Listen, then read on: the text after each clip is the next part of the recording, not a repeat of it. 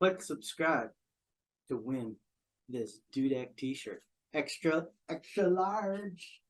Once we hit 1,500 subscribers, I'll send it out to one of the subscribers. And hello, everyone. Sean Simons, PPG Grandpa. Welcome to the show. This is episode 207. It is season 5 already. We are rocking and rolling over here.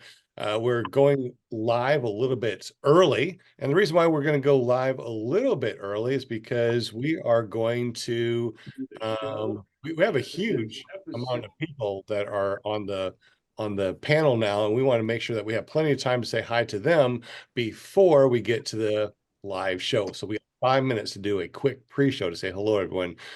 Since I'm looking at my screen, let's go ahead and start with Kevin Houston. Kevin, welcome to the show, Big Dog. How you doing, my friend? Good to see you. Doing good. Good to see y'all as well. You got another flight in over here, and how was that, buddy? I didn't like the bumps.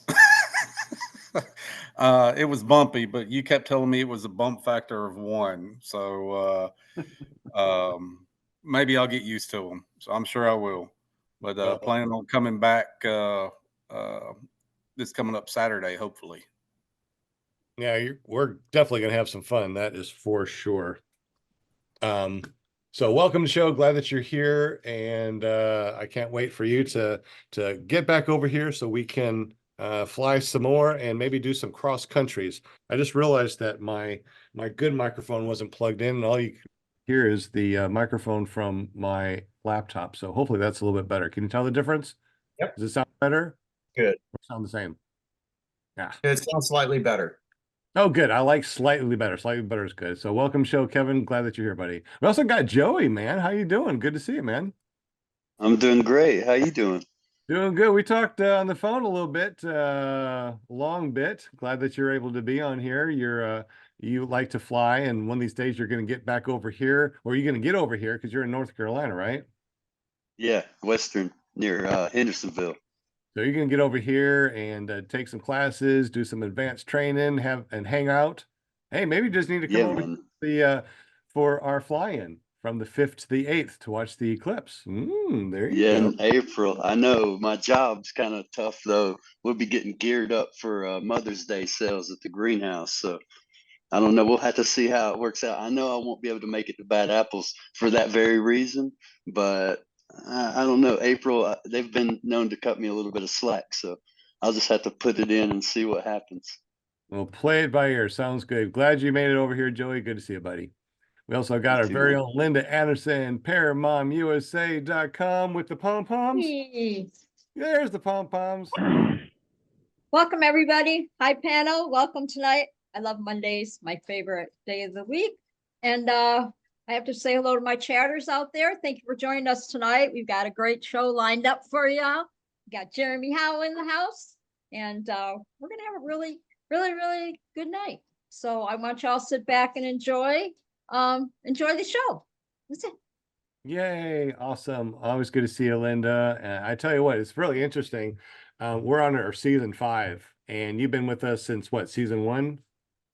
Yeah. It's been pretty crazy. I mean, this is awesome. I can't wait to see season 10, season 20, season 100. It's amazing. I've met so many cool people in the last almost 5 years already, right? You know, just getting guests on the show. And like I told you, I love it because every time you get a new guest on the show, it's a new para friend, and they become your para family and all that. And yeah, it's a lot of fun. So thank you so much. Absolutely. Everybody. And you can't beat a good pair of socks. All right. We also got our very own Jim from Canada the only guy I know that has maple syrup smelling money, official sponsor of our show here, because as you can see on his little careppg.com, he also has carepp.com. That QR code will get you over to what, Jim? I think it's careppg.com. I can't remember. We'll have to test it here. I know, right? And not only that, but if you mention somebody's name, you also get 10% off of all the cool stuff that you do. Tell us a bit about what you do. Oh, I do custom printing, so I can print virtually anything for you. to whatever specs you want. And I'd be happy to do that. And if you mention the show, then I'll give you 10% off. Awesome. And I know that you print out these awesome calendars for us. Really neat. So that's great. Thank you very much for printing out the calendars and all the stuff that you do for us. Thank you for that 10% off. And also, you know, we can always find you over at careppg.com for your crazy paramotor shenanigans. Thank you very much, Jim. Good to see you, buddy. We also got Sean Smith. Man, Sean, it's been a minute. How you doing, buddy? Yeah, I think the last time Howdy, you were partner. here, episode 206. Yep. Yep. So What, hanging what out with other us place tonight. what other place can I go on a Monday night to hang out and talk about paramotors? I know, right? This is the best place on Monday nights. So it's always good to Yep. see you. And we also got Will Fly from Will Fly PPG. He's also going to be doing the spinny wheel of Winnie things. So make sure you say hello at Will Fly. Will Fly, welcome to the show. Glad that you're here, bud. To be here as always, Monday nights. My favorite show on Monday night. Well, I was just talking to Jeremy, I think it was, and we got the flying season coming up, and man, it is coming fast at us. I mean, we got Fly It for Gauge coming up in March, and that just kind of starts it off. We got circus. Actually, yeah, the circus is it over now? Mm-hmm. Yeah. Yeah, it's over Yeah. now. Okay, yeah. So I'm looking forward to delving into some of those videos. I bet they had a great time. I can't Oh, wait. yeah. I can't, yeah, because they dropped that 50,000. So it'd be pretty neat to see Yeah. that. Mhm. Yeah. Yeah. Oh, if you can check out my videos at willflyppg.com or search for Willfly on YouTube. You should find me there. But it's good to be. Excellent. Excellent. So once again, we are going to be giving away some things tonight. So make sure you at Will Fly say, hey, I'm here, so we can put you on the spinny wheel. That's spinny WILL, spinny wheel of Winnie Things. But tonight is not about me, Sean Simons, your host. Welcome everybody. But tonight is all about Jeremy. Jeremy, welcome to the show. Good to see you again, because you were here. I can't remember what season, but it was what, episode 127-ish or something like that? Yeah, sounds right, about 2 years ago. And good evening. Hello, everybody. I'm happy to be here. Oh, good. A lot of things have changed since the last time that we have talked. You are now an official member or part of the USPPA, the treasurer. Yeah, I ran for office and I got enough votes, and now here I am. I just finished my first year with the USPPA as a treasurer. That is really, really awesome. I'm so glad that you made it here. Welcome to the show. So for those of you out there that do not know Jeremy, can you tell us a little bit about yourself, how you got into paramotors, and then we'll start going into your amazing journey of paramotors, USPPA, and maybe even some 3D printing. Yeah, sounds good. So I'm Jeremy. I found paramotoring on YouTube. I wrote 2014 in the bio this time, but the last time I was on the show, it looks like I wrote 2015. So one of those years I found paramotoring on YouTube. And I was in college. I didn't have enough money. I didn't really have sustainable income. So I just watched a ton of stuff on YouTube, probably everything that was out there. And then after I graduated college, I saved up some money and I signed up for training in 2019. So I've been flying for about 5 years now. And I have 2 gliders and 2 motors now. So I've got a little bit of variety to fly around in the sky. So it's been great. I've been going to a lot of fly-ins. I've been going to a lot of different events. I've been meeting a lot of new people. I've been slowly progressing through this flying thing that we all do. And it's been great. I've had a lot of fun. That's awesome. I know in the pre-show you were talking about doing another SIV clinic, or you did an SIV clinic and want to do another one. How many SIV clinics have you done? Yeah, I did a SIV, I think. I want to say 2021, I think. I was with Andy Fuller at Skylab, and Andy and Bill were there. I had a great time. We went through the whole curriculum that they normally do. It's surprising how much the beginner gliders just want to fly. You can do all kinds of paraglider origami with them, and whenever you let go of the brakes, they just pop back out and they're ready to fly. It's amazing. So that was my only SIV experience. I'm happy to go into more details if you'd like, but I'm hoping to do more. there's a handful throughout the world that I think are highly rated. Like, I don't know how to pronounce the place in Turkey, Uludunez. I don't know, but there's a few out there that I want to try out. That looks like a great flying site. I think there's some things I could get better at and get more experience doing. But it's not necessarily something I do in my day-to-day flying. I don't really do a lot of collapses or recoveries or any of that crazy stuff. I just like to fly around and enjoy the air. Yeah, I mean, SIV clinics are not to go out there and do acro. They're for us to understand what happens when our wing collapses, what to do to fix it. The wing collapses, during some sort of weird wind anomaly. Well, we know that we can pull the A's down, collapse it, and then it'll just open it back up. Or if we got a riser twist, we can undo it. And then worst comes to shove, we throw a reserve because we practice throwing reserves in our SIV courses. I definitely recommend Andy Fuller in his SIV clinic down in Florida, because Jim and I don't know who else is going, but we're going to try to make it down to the SIV clinic with Andy at the end of March. How cool would that be? So anybody wants to go, just let us know. Now, And what was the name of his boat? yeah, what's the name of his boat? We know the name of his boat. The name of the boat. Okay, yeah, that might be something. I forgot. We might need to use that one again. So if you know it, don't put it in the super chat, because that might be one of those answers that might win something on the show tonight. Once again, Will is going to be putting everybody on the spinny wheel. So if you want to win something tonight, make sure you at Will Fly in the super chat. So, hey, you know what? I know that a lot of people want to know for the guests, what is your go-to wing and your go-to motor? And are you planning on upgrading or changing your wing or motor anytime soon? Yeah, so I've got a Parajet Maverick with the Moster 185, and I fly Luna 2. I find that to be a ton of fun in the sky. I also recently bought a Yuta F2 frame. It's aluminum. It's got an Atom 80 on it. I haven't flown it yet. It was more of a winter project to assemble it and get the Atom 80 all set up.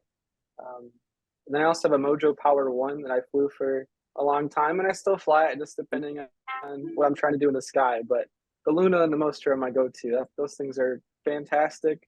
My only beef is the fuel efficiency in the Luna is just not super great compared to some of my other friends that have comparable gliders. But other than that, it's been fantastic. I enjoy it. So real quick, just because you said most were 185 and then Atom 80, what is your weight, your all-up weight? It's 185 plus motor plus clothes plus I don't know. Again, it depends. I fly in the winter a lot. I fly in the summer a lot. So the 2 seasons I could be plus or minus 15 pounds just of clothes. It just depends. So you have a Moster 185. Why are you going to be going to an Atom 80? I started out in an Atom 80. I Okay. enjoy it. I flew it until it blew up on me, and I rebuilt it, and I haven't flown it since. But I don't know. I have a second motor. I have a second frame. It's just depending on what I'm trying to do in the sky. Sometimes I just want to go up there and cruise around. And I like the Atom 80. It's got some pros of like noise, vibration, torque. But it definitely has some cons compared to the Moster 185 too. But again, I just like options. It's good to have. And if I have any friends come visit, I have 2 motors, 2 gliders. They can come fly as long as they're within the weight range of my gliders. I like that. I really love the Atom 80. I just like how nice and light it is, and it's usually just that one pull start. It has plenty of thrust for old grandpa to get up in the air with my wings, because I like my 28-meter wings. So pretty cool. Real quick before we continue, I forgot to ask, anybody on the panel have any questions for Jeremy? If you do, now's your time. I will Only easy questions. go ahead, Jim. I was wondering how long before you actually went to the SIV, how long had you been flying? About 2 years, I'd say. And I got a And lot of flying in those 2 years. did you? Yeah, I tend to fly any flyable window. I tend to fly as long as I'm not working or out of town. Cool. So you'd say approximately how many hours did you have before you did it? Probably about 100 or so. Good for you. Really? Mhm. Really? That's awesome. I think that I was 6 months in before I took the first SIV, and that right there just expanded my knowledge so much. It was almost like I went from only 6 months of flying knowledge to all of a sudden a year and a half of flying knowledge. I mean, it just is amazing what an SIV clinic will do. I know that we asked this before in the super chat. If you've done an SIV clinic, let us know that you've done an SIV clinic and who with, and did you like it or not? Are you going to do another one? It's always nice to know what you guys want to do. Real quick, also, Kramer, you won last week's calendar, and I haven't sent it out yet. I apologize. I found it in my car today, but today is President's Day, so I couldn't send it out because everything was closed. So it will be out tomorrow. Hey, Sean, Kramer, I'm sure will forgive you because she's totally excited. Apparently, she's driving back. She got her gear. So Awesome. Good for you. I'm so happy. That is I great. guess, I don't know if Bill H is with her or what, but she's driving back and watching the show. So Yay. congratulations, Kramer. Yes. Love That you, is girl. Good awesome. job. I'm so Congratulations. excited for her. I I'm did so have a question for excited. Jeremy. I know.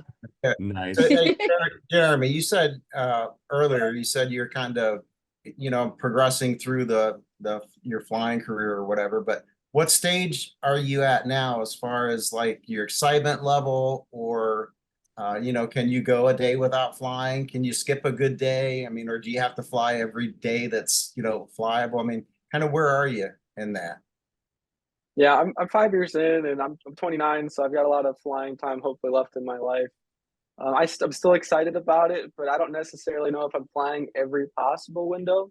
I live in Metro Detroit, Michigan, and today it was perfectly flyable, but it was like 35 degrees outside, so I didn't want to pack up everything and bundle up. I've got a flight suit, heated gloves, all that stuff, and I just decided against it. Um, I flew twice last week, and the flights are short when it's cold out there. Usually my hands get cold because they're above your heart. There's the wind going, even with the heated gloves and a couple layers, they get cold. But yeah, I still get excited about it. I still talk about it a ton. People probably are sick of me telling them about my paramotoring hobby and all the stuff I do, all the pictures I have. I tell everyone when I'm telling stories, like, I can keep going. You need to tell me when to stop because I'll keep showing you stuff. So yeah, it's great, and I hope this excitement continues. I know, for me and a lot of other people, we have hobbies that we kind of lose interest in, but this one's got magic to it, and I really enjoy it. Good for you, man. That's awesome.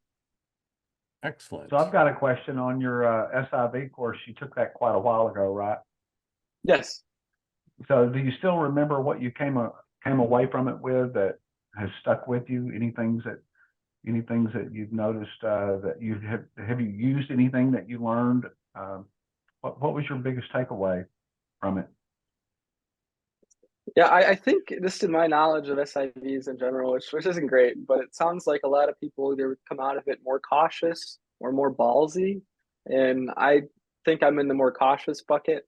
I still practice some of the things I learned, but while kiting, you can do collapse recovery on the ground while kiting. You just have to, create the collapse yourself or steer your glider in the wind or even midday when it's thermic. A lot of times if you're slow on the inputs, you can have an asymmetric collapse. So I still practice that, and the way I look at it is, at least when I took the SIV, and everyone's different, but I wanted to learn what to do if something happens in the sky. And I hopefully don't have to do those things ever again. But if they do happen, I have so muscle memory built in. And I've got a ton of videos on my Instagram showing some of the things that we did there. But I think some of the main things I took away was, be smart in the sky, make good decisions about altitude, make good decisions about maneuvers. And then the beginner gliders are magic and they will take care of you as long as you have altitude. And a lot of the issues are pilot induced. A lot of the time, Yeah. They would tow us up really high and we would do all these maneuvers. And a lot of times I would either be too slow or overcorrect, and I would just make it worse. So on the beginner gliders, in my experience, A lot of times doing nothing is better than playing around and trying to fix issues. But I had a great time doing the SIV. I call it paraglider origami. You can fly half of a glider. You know, they taught us how to fly half a glider. You know, we pull and hold an asymmetric glider, and you can turn right, you can turn left with half of the glider flying, which I thought was incredible. Cool. But again, I only used A gliders during my SIV. Did you use his gliders or one of yours? I did both. So I have a Mojo Power. I got it out of training. It's a fantastic beginner glider. I really enjoy it. And he also had I think it was a U-turn Emotion.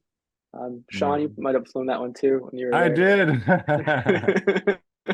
I did. That's the That one was- that's the one I did the reserve throw on because it was, you know, it was his wing and not my wing, and we hung it out that night. Yeah, I love it. Was the sheathing on the lines all worn off on the one that you flew, the Emotion? The sheathing was fine on the glider I flew. I'm not aware. No, of on sheathing his issues. glider. Yeah, Yeah, on on his his glider. glider, I didn't see any issues with the sheathing. Oh, okay. Not that I noticed. Well, remember too, he's a professional. He repairs gliders and inspects gliders. So, you know, he's not going to let any glider that goes out there be anything other than 100%, you know, 2 thumbs up. Right. Good point. Since we asked about the takeaway, and anybody in the super chat, if you've done an SIV, what is your takeaway? Let us know because we'll read that in just a minute, because I think that's really important. What is a takeaway from an SIV clinic? Mine was 2 things. I was always afraid of wingtip collapses, right? After doing an SIV course, and just like Jeremy said, you can fly by ripping down half your wing, and you fly and you don't feel any different. You just turn a little bit. So all you have to do is weight shift toward the inflated side, and you can fly the wing no problem. Half of a wing.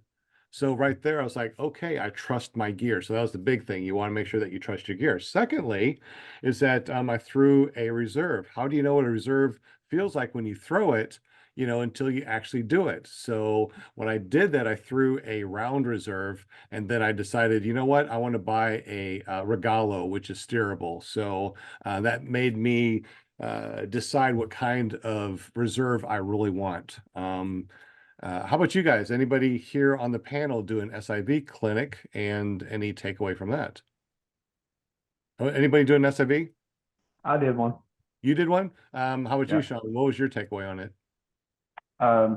Just confidence, and it didn't make me fly crazy or anything. It just gave me confidence. And I don't know, a year or so later, I took a major collapse pushing on a speed bar, not very high, and maybe 1,000 feet. And it just, I think that was the only thing that has happened that I used something, but it gave me the confidence to just work through it and not kind of freak out. And What then, wing were you flying? I'm sorry, What wing were you flying, Sean? a free ride. okay. Did you throw a reserve as well, Sean? No, it just reinflated. You know, I just let it fly, just like No, I mean during your SIV. Oh, during the SIV, I just flew his wings, and yes, I threw a reserve. How about you, Jeremy? You throw a reserve? I did throw reserve, and I was honestly more worried about the alligators in the lake more than anything there. Again, I live in Michigan, so the scene from Peter Pan where the alligator's coming up to get Captain Hook. That's what I was picturing the whole time. That's why I picked March.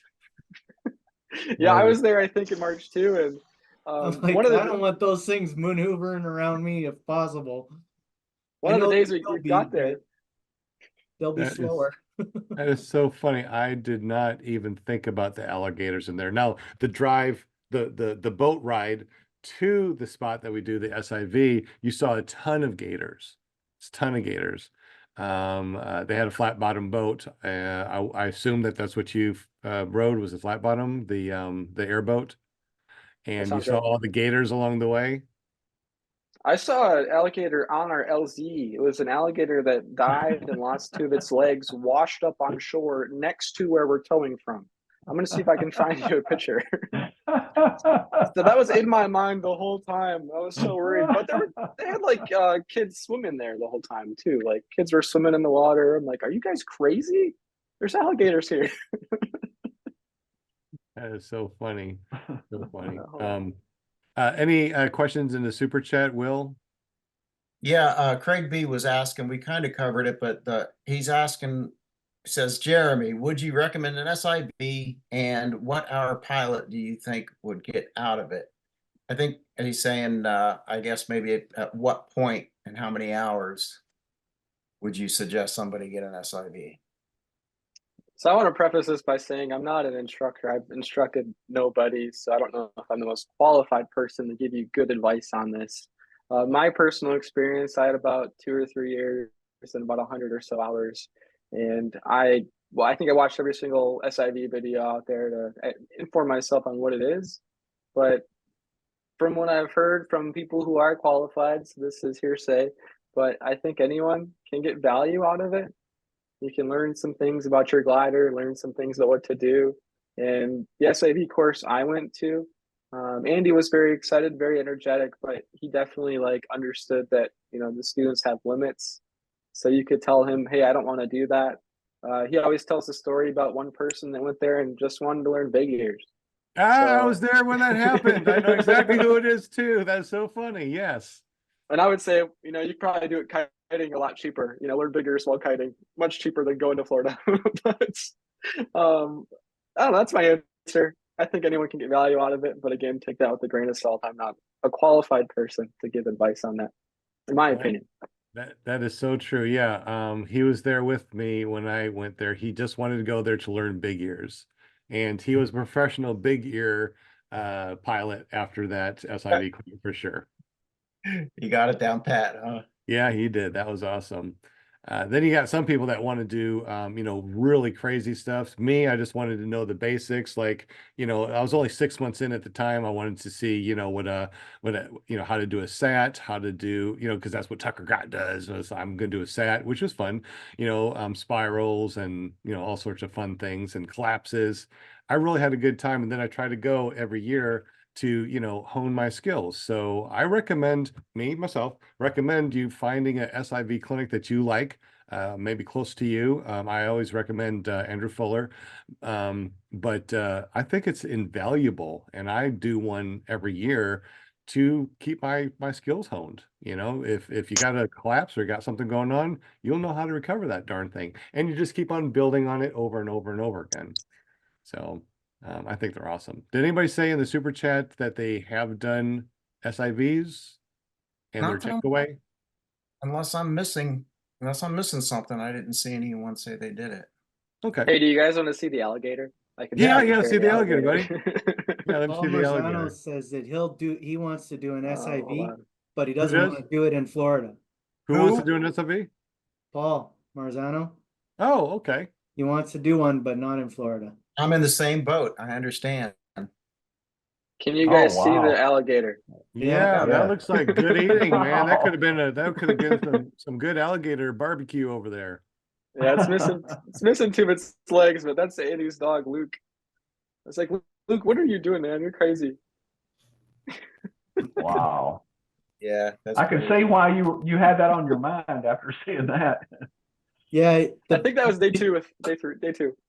you wouldn't want to meet the guy that did that to him. Yeah, the day that it did that. Yeah.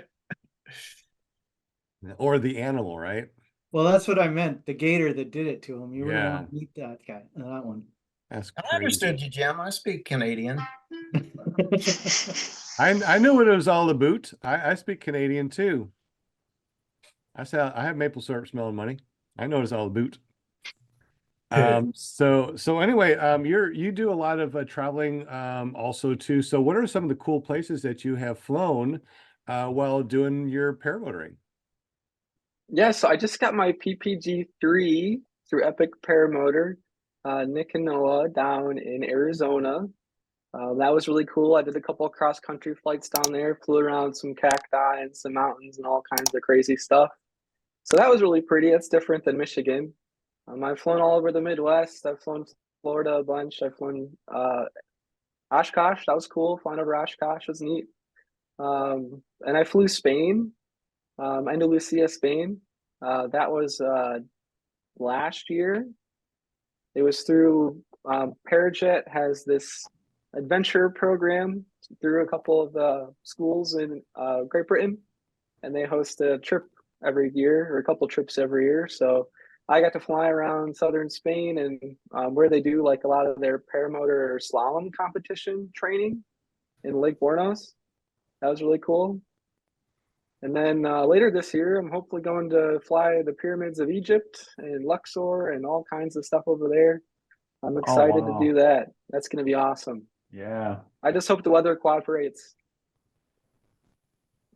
Can't predict the weather, but I'm excited. That sounds really awesome. I would love to go to see the pyramids, go to Spain, travel the world and paramotor. I think that's awesome. Anybody else on the panel go any place other than the United States to fly? I'm not talking about you, Jim. I know that you fly in Canada, eh? No, but every time I see pictures of people flying over the pyramids, it sure, man, I want to do that. I'm Yeah, jealous. It's quite expensive, so I'm going to be poor after this. Yeah, you almost have to do a European African tour all at once to make it worthwhile, I think. Yeah, didn't Leah and then Jack Burton, didn't they fly? Did they fly? Was it last year or the year before? Or do they go every year? Because I've seen them frequent Egypt quite a bit, seen all the videos. So maybe you'll be flying with them when you go to Egypt. That's pretty exciting because I know Leah flies there a lot. So yeah, there's a few people there I'm excited to meet that I know are going. Yeah. Oh, good. Jose in Florida. He's running the trip through his trip company. I think it's Airwave. I think is the name of his tour company. He does a lot of stuff in Latin America, but he's also doing Egypt, and I think he's exploring South America or South Africa right now. So I'm excited to meet him and fly with him. And then Rob Condella, I've talked to him a few times on social media, and he takes some of the coolest videos and pictures I've ever seen. So I'm excited to meet him and fly with him too. You're gonna have, that's gonna be so cool for you. Good job, man. I'm proud of you. Oh my gosh. Yeah, you're so young yet. Do it. You know, if you can get to those different countries and yeah, when you reach our age, you have more stories to tell. We don't have many stories to tell as old folks. I can just talk about all my tandems that I've been taking. I took the last. I can talk about your first tandem too. Yeah. I was there. I saw you. You were there for both of them. Yep. That's right. I'm walking around. Every all time I talk about it, get all like happy. Just like Linda. Yeah, that was my first tandem. Yeah. But yeah, and then I'll be at church and make Eric Lear all crazy again. You know, I want to go, let's go. So anyway, but it's about you, Jeremy, not about me tonight. So I'm going to mute myself. Right well, now. don't mute yourself just yet, because we are going to be doing the spinny wheel in a minute, and you always say hello to everybody in the super chat. So if you want Linda to say your name and say hello to you, please say hi at Will Fly. He'll put you on the spinny wheel. You might win something, and Linda will say your name on air. Ooh. I know. Yeah. Millions and millions of people will hear your name. Yes. National television. That's right. It's so exciting. I love doing that. Absolutely. Love make my chatters feel welcome. So we'll give you another 5 minutes to say hello to Will Fly before we do that. What's up, Linda? What was that? Okay. Oh, you're okay. Gotcha. All right. So now real quick, you work with the USPPA, and you said there's some cool stuff going on in the USPPA in the future. You do 3D print some cool USPPA stuff, which you're going to be giving away, which is neat too. So tell us about the cool 3D print stuff that you're going to be giving away, the job that you do at the USPPA, and the cool things in the USPPA that you're going to be doing in the future, or the whole organization. So that's a lot of questions. So I got 5 minutes. No, you have the whole show. You're the guest. You can stay here all night long. It's no big deal. Yeah, so I guess I'll start with the 3D printer. That's probably the easiest question. I got a 3D printer a few months ago. I've just been making all kinds of knickknacks and like useful things. Like I got GoPro mounts. I've been making there's like these little um, kind of stencil kits. You can make airplanes or helicopters. I've been making tools. So I made a little carburetor tuner for a paramotor. It's essentially like a big plastic piece that you attach a tiny flathead bit to, and it gives you a lot more fine tuning of your carburetor. I don't recommend playing with your carburetor if it works, but if it doesn't work, it's a good thing to have. um, I've been making all kinds of stuff, like decorations, organizational things. I did a 3D printing in high school, so like the early 2010s. Um, we had a 3D printer in our robotics lab, so I got some experience doing that. But I've really only been printing like other people's designs that they've uploaded to the internet. I've tried my hand at making a couple. You can tell this one's okay, but some of the details aren't great, so I'm gonna keep trying. For the USPPA, I was elected treasurer um, beginning of last year, so I just finished my first year with the USPPA. I tell Noah and Nick and the board and all of our members that really anything with the dollar sign is kind of my purview. We have an entire training committee that is a lot more qualified than myself to discuss training, but a lot of the behind the scenes, I'm paying for different things that we do, keeping the organization legal and running and funded. We have a lot of money spent on the website, so we're going through a lot of like website improvements. We're working on a feature that I'm not sure if I'm allowed to tell anybody, so don't tell anybody, but we're working on a feature where students can review their instructors. So if you were a student and you had an experience with an instructor, and then we're making it so it's, I think this is final, I don't know, but I think we're making it so a rating has to be issued to link the student to an instructor to prevent malicious reviews and things like that. I don't know if that would happen or not, but basically a way to allow students to review instructors. That's a cool thing we're doing. We also do a magazine. We're shooting for 3 a year. So I've got a handful here that I send out if there's anyone that missed their magazine. So these are exciting. We've got a couple more in the works. We've got an editor helping us, and she, I think, has like the next 4 or 5 magazines like planned out. I'm like, hey, slow down. This costs money. So I've got to do a lot of the fiscal responsibility there. But last year, the USPPA had a booth at Oshkosh. So I was there along with a lot of other volunteers who were there longer than me. But that was really cool to talk to other aviation people and people that were interested in my opinion, the most accessible and affordable type of aviation. That was really cool to do. We'll be at Oshkosh, or not Oshkosh, at Bad Apples in May. So I think we're gonna have at least 2 of the board, and then a bunch of the instructors will be down there. But I think we'll have a formal booth if you are interested. Stop on by. I've got stickers. I've got stuff if you want stuff. What else are we doing? Talk about the magazine a little bit, because I've been noticing there's been a lot of change with the magazine. It's just beautiful, Oh, I love the magazine. And those are, and okay, just for you guys, if you're not a member of the USPPA, you got to go usppa.org, become a member.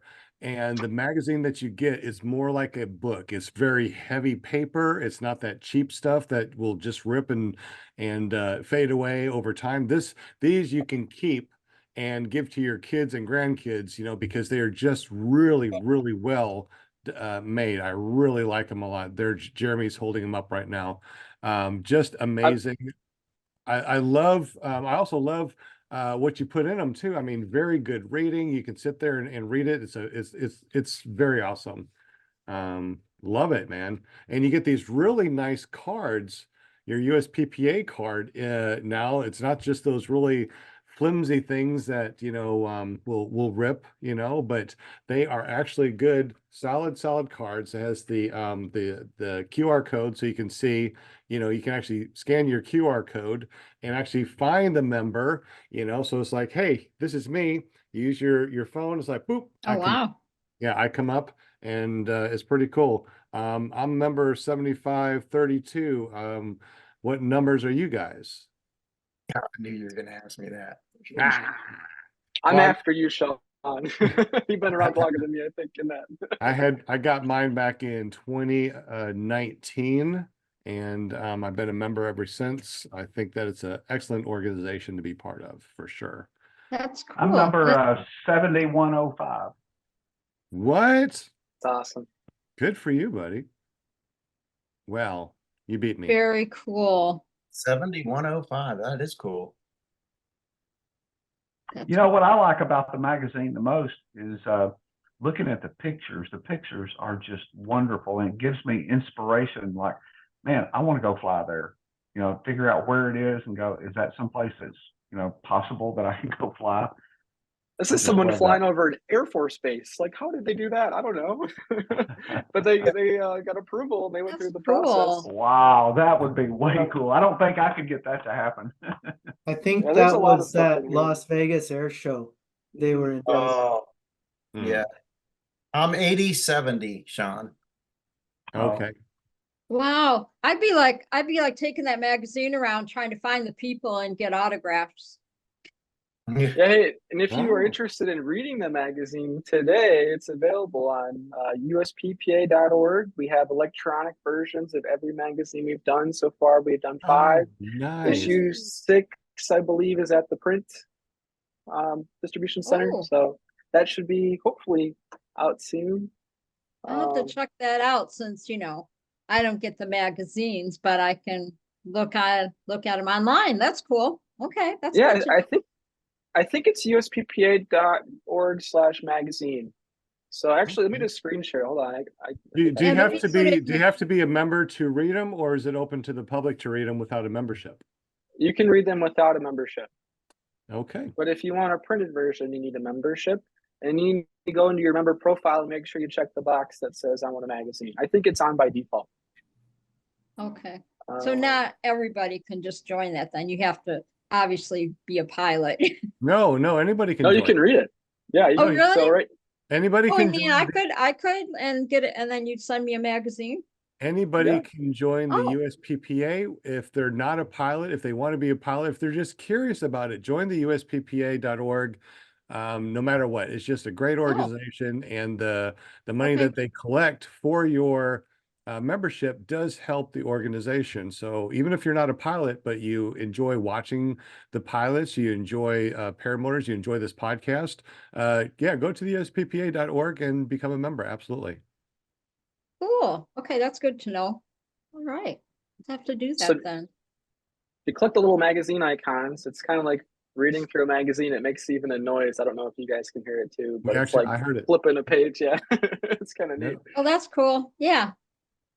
So you can go through all these. And if you're interested in submitting content for the magazine, there's a submit content button. You go through about magazine, submit content.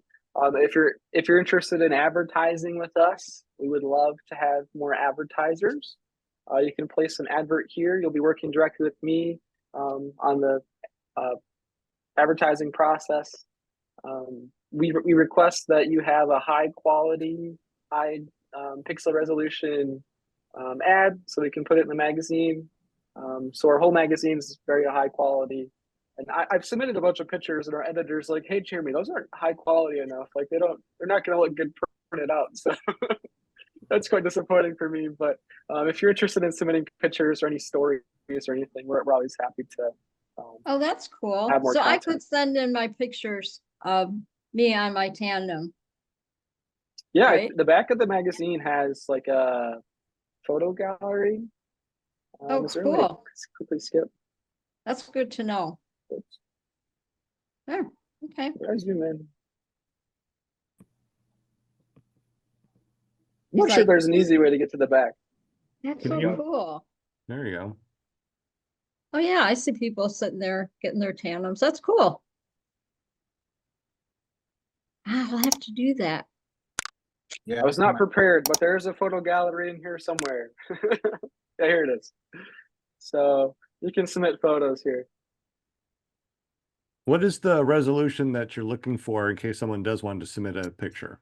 It is on the website. So if you look in the content, I'm not a photographer, so I'm not super educated on what these numbers mean. But That's fine. I believe it's in here. Oh, okay. Start.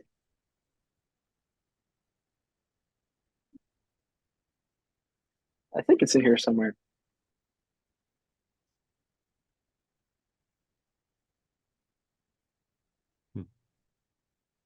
I'll get there. Yeah, so 300 Okay. DPI. I don't know what that means, but that's what you need to have. Okay, so Jim has a printing company. Jim, can you tell us about what does 300 DPI mean? It's dots per inch. So, What is that in like megapixels? I think that everybody understands what a megapixel is, right? You know, so if you have a picture and that's 48 megapixels or 10 megapixels, whatever, we kind of understand that. Do you have a conversion for that, Jim, or is that not available right now? yeah, there is a conversion for it. However, it doesn't quite relate because print graphic is done differently. Like for example, when we're doing the calendars, people will take 5 megapixel pictures and then they'll upload a 72 DPI image and it just looks like crap because what happens is the computer programs and your phone and different things like that will automatically change the DPI. So they change the actual dots per inch. And 300 DPI is like trying to convert it. Let me look it up and see if I can figure out a way to explain it easy. Okay, that's awesome. Thank you so much, Jim. Appreciate you, buddy. I just did a quick Google search. I don't know how accurate this is, but it said 7.2 megapixels. I don't know. Just 7 megapixels is 300 DPI? Again, I don't know. I'm not too experienced in that world. Anybody in the super chat that understands how to easily explain what is 300 DPI, please do so. That's pretty important. And if it's a really good description of what it is, what I'll do is I'll copy it and I'll put it in description here. That way, everybody that watches this video or listens to us in the future will actually have your comment if that's cool with you. All right, so very interesting. It is 7:42 right now, Central Standard Time, and Joey is trying to figure out how to write himself. You did it. Stay right there. You did it. You did it. Good job, Joey. So we are going to be doing the spinny wheel of winning thing. So Will, if you would like to put the spinning wheel on, and Linda Anderson, our Paramom USA, will be able to say hello to everybody that's in the super chat that Will has. And that way, if you are not on the spinny wheel, WILL, how cool is that? You can say, yo, I'm here. Will, put me on real quick because we got a bunch of stuff that we're going to be giving away. Jeremy's going to be giving away some cool 3D printed stuff. Sean Smith is going to be giving away a hat. And if people want, I also have a calendar here that we can give away on this show also. So we got a lot of things that we get to give away. Awesome. Yes. I know Joey's like, darn it, I'm here. I wish I was on the super chat so I could win something. Oh, hey, Travis DuPont, he is number 9282. 9282. Awesome. And he says 300 DPI is okay for small pictures. If you blow it up to poster, it's going to look bad.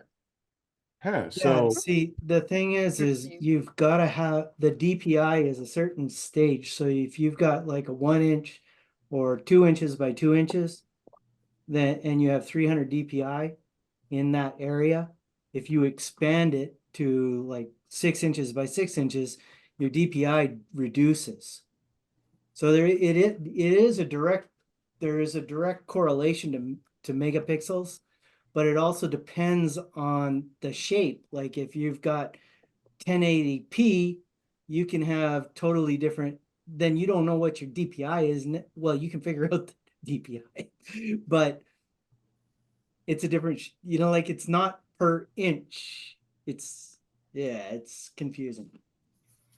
All right. So Jeremy, you're gonna have to whoever does the magazine, or I'm sorry, or the internet, your website, kind of maybe help explain it, since we have all these people here and we can't really understand what 300 DPI is. Maybe you No, can, you've got it fully understood. If you give the biggest file you possibly can, you're fine. but what It if my is, biggest file is 2 megabytes? Does that mean that's that fine. does that mean my 300 DPI will be good enough for a picture? It will be plenty fine. Well, really? Oh, Okay, yeah, so a phone picture would be fine regardless, yes? as long as you don't shrink it. As long as this file size is not reduced. Oh, okay. Well, Yeah, one of my iPhone pictures is going to be in the next magazine. So when in doubt, send us your picture. Send us a description of what the picture is of, who took the picture, who's in the picture, all that fun stuff. And our editor will review it and include it in the magazine. that is so awesome. If you crop the picture, then you're setting yourself up for disaster. How about if you take video, and people like to take screenshots of their video for pictures? Is that good, bad, indifferent? What should we, how does that work? That's not as good because they have the, what is it, the shake adjusting thing, automatic shake adjust. So it might not necessarily give you a nice, clear, crisp picture. So Depending actual on, pictures, no screenshots of the video that you took.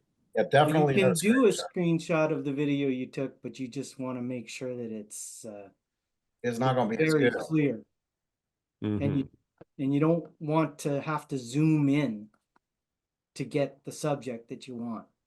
Like you don't want to Ah, crop it. interesting. Gotcha. So don't crop it on the video. So you can do the full size video screenshot, but don't zoom in and take a picture of that. Right. Gotcha. All right, we got it. All Oh, right. hey. Paramount, right. our very own Linda Anderson. Ready? You say hello to everybody in the super chat. And if your name is not on there, make sure you let us know quickly. Yes.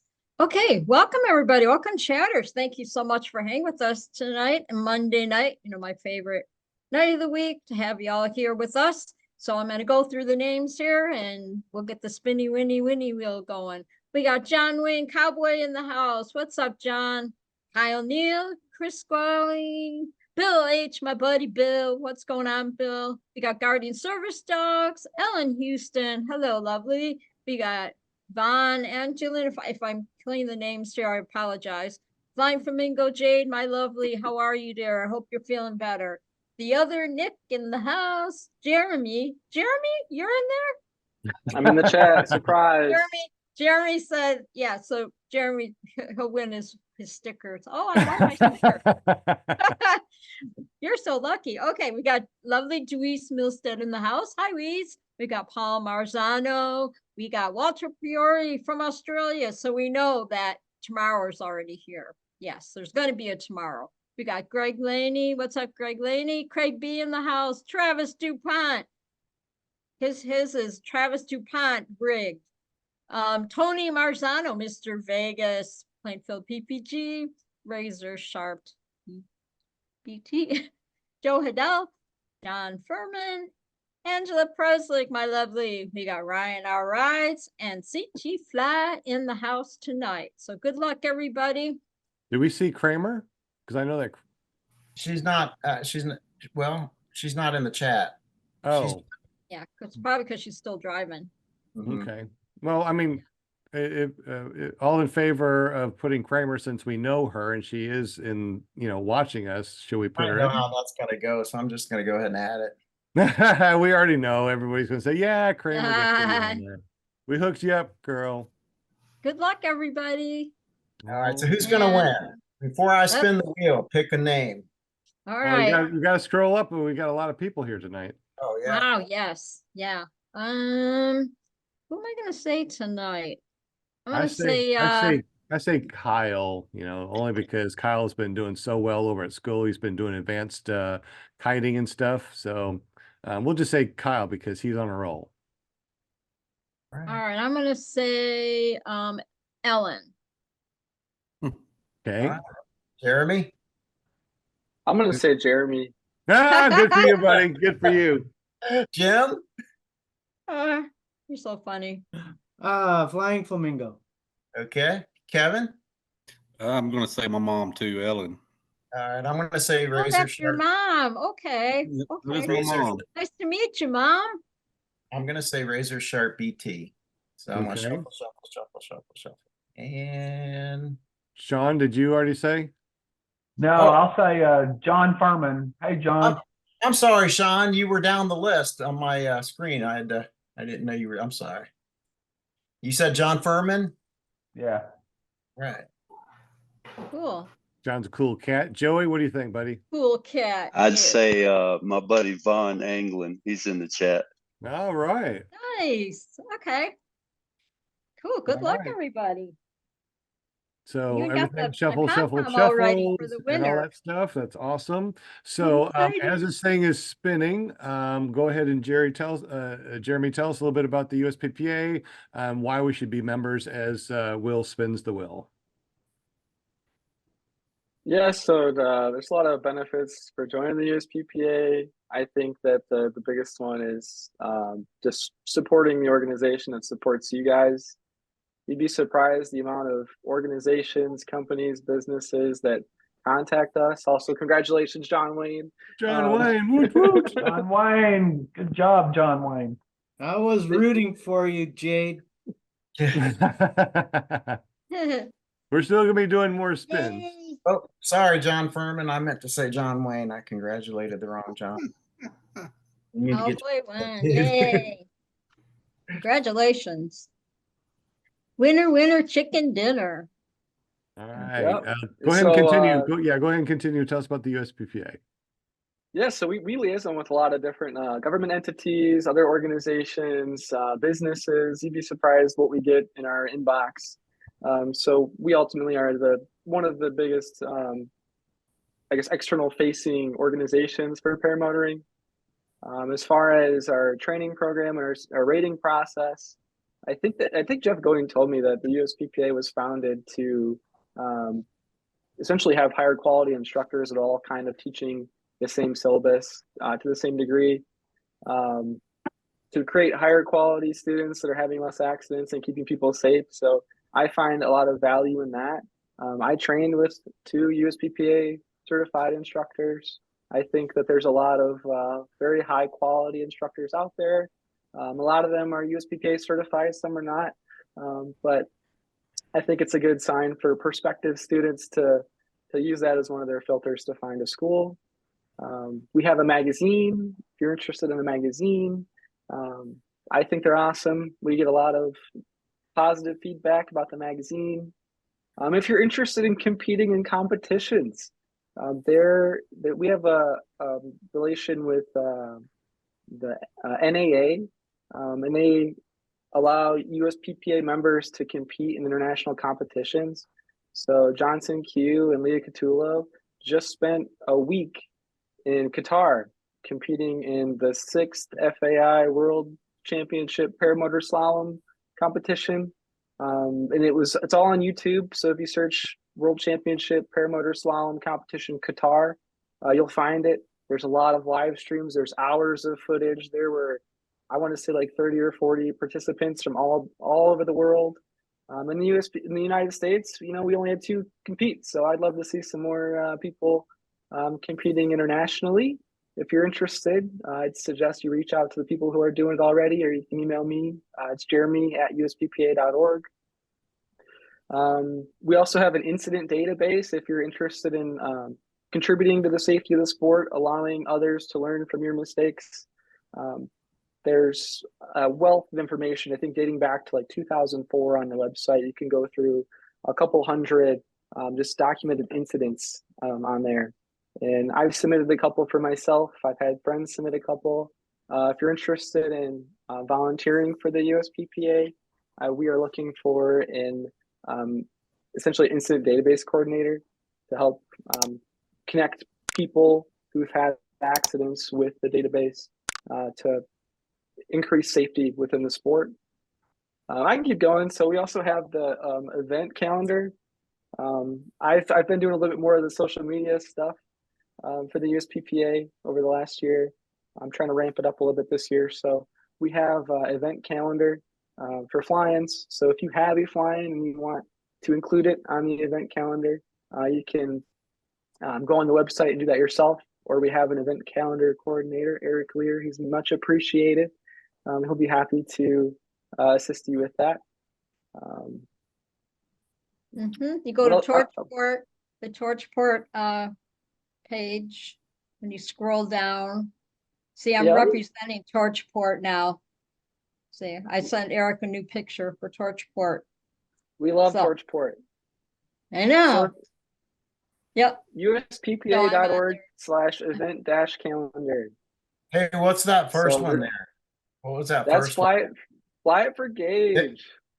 So that's Never Trust a Skinny Chef Shane's flying he has. It's for a charitable cause. Am I allowed to plug things on your shows, John? Absolutely. Scroll down. Let's see what the next two look like. Yeah, just go through them. So I can continue. So there's a couple. This guy. I'm a little conflicted here. So there's a Michigander who bought an airport in Southern Illinois who's having a handful of fly-ins this year. So he's having one for the Eclipse. Sean, I can't really read this very well. Can you explain this one right here? So this is our very first annual fly-in. It's Run Into the Sky. Actually, that picture, the eclipse part, that's actually the last eclipse that came through a couple of years ago. On that little thing. Actually, Will, I probably need you to make something a little bit better than that. I just snapped that together on my phone to put it up there. We're not charging for this, but we have a lot of things that we need at the school, you know, everything from paper towels to, you know, toilet paper, you know, cleaning stuff. So if you don't, you know, I mean, we're not charging per pilot, but if you can, you know, bring something and donate something to the school, anything that you can think of, that definitely helps a lot. We probably have enough room for a good 50, maybe even 100 pilots. If you want to bring camping gear, you can, your RVs, tents. We might even open up the school and have some blow up places that you can just kick back and relax and maybe even sleep there. We got a bathroom, but we don't have a shower yet, so we do need to finish up the shower, so you guys have showers over there. No dumping station, but we do have water and electricity at the school, but nothing run out yet, but we will do that in the future. This is from April 5th until the eclipse April 8th, and I can't wait to be able to run into the sky and actually, you know, fly during an eclipse. How amazing would that be? More information will be on our website. If you scroll down a little bit, Jeremy, you'll see down there the runtothesky.org/pages/fly-in. We'll get that updated a little bit more as we get closer to the fly-in. Awesome. And if you submit your event to the calendar far enough in advance, you'll make it into the magazine. Woo, did we make it in? This was the one last year. So let me see if we're in issue 5. Let's see. This event calendar is 2023, so it's last year. So the next magazine should have 2024's events in it. Excellent. That's so cool. Hopefully every year we're going to be doing a fly-in also at the nonprofit flight school. So if you don't know about Run to the Sky, it's also Paramount, Arkansas is part of Run to the Sky. This podcast is part of Run to the Sky. It's all nonprofit. It's to help disabled veterans. So all of our proceeds go to helping disabled veterans learn to fly. And we also got fabricators to help people if they do have unfortunately have appendages missing, we'll be able to still help them run into the sky. They might even have to roll into the sky. We don't know yet, but we definitely want to help everybody that's out there. We still take everybody, but we give veterans and heroes a massive discount. So if you want to learn to run to the sky, definitely give us a call. Contact us, 501-747-3558. Go to runtothesky.org and check it out. And hopefully we'll see you very soon during the eclipse. I'm gonna be there for sure. Be there or be square. I just hope it's not cloudy. I hope it's not. Oh, don't jinx it. Oh, I said it. Unfortunately, he said it. Everyone was thinking it, but yes, absolutely. That's right. So Jeremy, I've got a question about the USPPA. A while back, and I haven't heard anything about it in a while. You guys were representing us to do with the deal with Amazon and their drones. I haven't heard anything about that in a while. Where is that, or do you know? Or My understanding, it's stuck in FAA limbo. I think that they are spending a lot of time reviewing it. In my opinion, I think it's silly to give unmanned aircraft just blanket control to go wherever they want and force everyone else to yield to them. I think when there's human lives in the mix, that the FAA is going to rule in our favor. But I don't have any, I guess, news on that. okay. All right, sounds good. Was there any questions in the super chat or on the panel before we continue spinning for the other fun items that are out there? If anybody Yeah, I had wants another to- question for Jeremy. Yeah. Yeah, I was gonna ask him, what other fly-ins? I know you said you were gonna go to Bad Apple's fly-in, but what other fly-ins will you be going to, Jeremy? Great question. So I try to go to all the Michigan fly-ins. There's a handful. There's a couple in northern Michigan, a couple in southern Michigan. So I try to go to those. I think most of them are on the USPPA calendar. There's also a Michigan powered paragliding pilots Facebook group that usually has them. So if you're there, come find me. I'll have stickers for you. I like to fly with. I like to meet new people. I'm also shooting for the Bad Apples fly-in and the other Eclipse fly-in I'm attempting to go to. But I think that's it for this year. I don't know if I'm going to make any other ones. I'm busy. I juggle a 40-hour week job generating value for the shareholders. So that's a lot of time for me. So I guess to take off work for events. Yeah. Yeah, there's Got also limited a life PTO. that goes on too, right? I mean, so flying is just one part of it. Flying is awesome, but yeah, there's a lot of life, you know. I only have so many vacation days. I wish I had more. I hear you. All right, Got so the wheel back up. yeah, John Wayne won the first one. So John Wayne, you have the you can either get the hat from Sean Smith, you can get Jeremy's 3D printed fun stuff, or a PPG calendar from me that was printed by our very own whom? Jim from Canada A at carepp.com. All right, ready to spin it when you are, my friend. Good luck, everybody. I'm gonna pull for John Furman this time, since I falsely accused him of winning last time. I would If say anybody, Guardians. if anybody doesn't live in the lower 48 states, we reserve the right to send you something through Amazon, through whatever country you live in. I'm hoping Deweese. Deweese is my vote. Easy. Round and round and round she goes. Where she stops, we'll know in I just a love minute. my girls, my flying girls. I love them. Yeah, and don't forget, Flying Flamingo J does a podcast every Wednesday. You can find her at paramotorgirl.com. Every Tuesday, if everything's still going right. Tell us about that, Will. I'm sorry, on Tuesday. Yeah, okay. I'm like, it's gonna be I'm trying to figure out who it's gonna be. It's so think it's going to be Paul. Yeah, so Tuesday night, 8 o'clock. You can go to ppgshane.com. Congratulations, Paul Marzano. You are a Whoop, whoop. we don't Congratulations. we get together, a bunch of paramotor guys, and we talk paramotors, but we're liable to talk about anything. So come hang out with us tomorrow night, 8 p.m. ppgshane.com. Oh, look who's next on the list though. John Furman. Oh man. Was right there, man. Was Yeah. right there. Doesn't make him feel any better, I'm sure. Nah, it's like it's rigged. Yeah. All right, we're going to spin again one more time. Obviously, Okay. Paul, whatever John does not take, you have access to. You're the second one that gets to pick. And then this next person, whoever wins this, will be able to, well, they don't have to pick. They just get whatever's left. John Wayne, did you say what you wanted, bud, in the super chat? Did you guys see him, what he wanted? He has the calendar, he says. Okay, so John, get up with me. Just text me and send me your email. I mean your mailing address, your email. Yeah, I'm going to email you the calendar. Send me your mailing address and I'll send it to you. You know my phone number, 501-747-3558. Paul, let us know what you want. You have cool 3D printed USPPA things and flying things from Jeremy.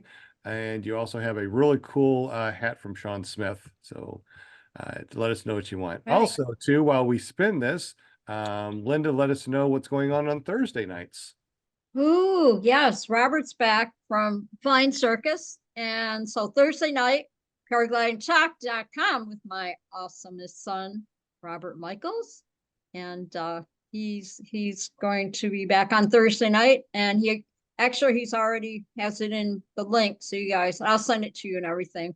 But we're gonna be talking flying circus stuff. He's gonna show some videos and all the stuff that went on there at Flying Circus, and pretty excited about it. And he really had a good time, met a lot of people. And of course, some of the people he met, my name just happened to come up, in the conversation. Oh yeah, Paramount. So I'm like Robert, I'm the other celebrity. I was watching Kevin Houston's. I was watching Kevin as it was getting really close to his mom, and his face just blowing on dropped the when wheel, the wasn't other it? Nick popped up. But congratulations, the other Nick. That is awesome. Hey, It that's was the other Nick from Florida. So, and he's moving to North Carolina, is what I heard. So, Really come on up. There's room for one more. So, congratulations, the other Nick. awesome. Congratulations. Yeah, so y'all check out Thursday nights, paraglidingtalk.com. And then, of course, we know on Friday nights, it's Scuba Vapes. Yeah, Watch where his- is Scuba? Why is he not here? I'm really surprised. He played hooky tonight. Is he doing something? Is he just Yeah. playing hooky? Taking care. Yeah, I guess, he had obligations, sometimes the wifey, hey, we need to get this done. So, that kind of thing. It's all Gotcha. good. Good deal. All right, Scuba Steve, or yeah, Scuba Steve, if you're watching this, I hope everything's good and hope that you are here next Monday. All right, it is after 7 o'clock, so I forgot to ask you, Jeremy, how long do we have you for? As long as you want. Oh, don't I'm say Eastern that. You time. know better. You know better than that. It'll be 4 or 5 hours. It will just keep on talking about paramotors. But hey, I maybe can you stay up that's later it. than you. I know I'm an old grandpa, man. So my bedtime's rolling up pretty quick.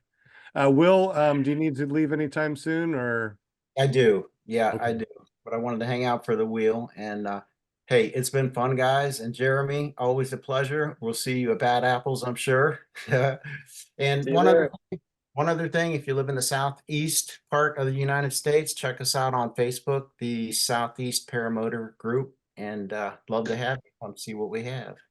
Excellent. y'all And, have a and great night. if you're going to be leaving, you might want to take a quick thumbnail before Linda totally freaks out and goes, "Oh gosh. shoot, what I is going on?" spaced it tonight. I've been so excited about the spinny wheel and all that. So All right, you ready? Ready. 1, 2, 3. We got it. Awesome, opossum. That was great. see, I don't have to do anything. I just keep my hand right there. There you go. That's it. And sit Perfect. back in the chair. There it is. That's my signature. Y'all Yeah. have a great night. You out of here, Will? All right, later, buddy. Alright, Thank you Will. so much for everything you do, man. Thanks, Be Will. well. Before I take off, I would like to just thank you, Jeremy, for coming on the show. It was awesome. Learn more. And if you know of anybody who wants to do an SIV on March 29th through 31st, let us know. We need one more. Well, we don't need one more, but we'd love to have one more in our group. And we've got one more spot available. So thanks, guys. You have a good Exciting. evening. Thanks, All right, Jim. buddy. Thank you, Jim. Hey, We Jim. appreciate it, buddy. All right. So we will continue to do this if everybody still wants to listen to, things about paramotors. I mean, that's our motto, warning, may talk about paramotors, right? So that's us. We love talking about paramotors. Was there anything else about the USPPA that you wanted to tell us, Jeremy? Is there anything that's coming up that we weren't able to talk about? Yeah, I forgot to mention the tandem exemption. I think that's a huge perk of the USPPA. Okay. There's a couple organizations that have a tandem exemption, but ours was recently renewed by the FAA. So we've got it for a couple more years, and we can, attempt to renew it again and again. But it's a great tool for instruction. I think that everyone that is an instructor should be doing tandems. I am doing tandem training next month.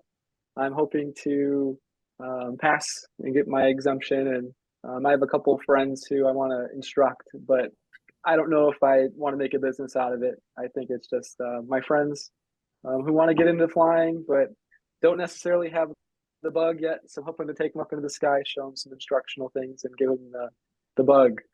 But that's an awesome perk that we have to be able to legally do tandems. Just be smart about it. Don't ruin it for everybody else. And there's eyes on your social media posts from the FAA. So people see what you guys do, post on the internet.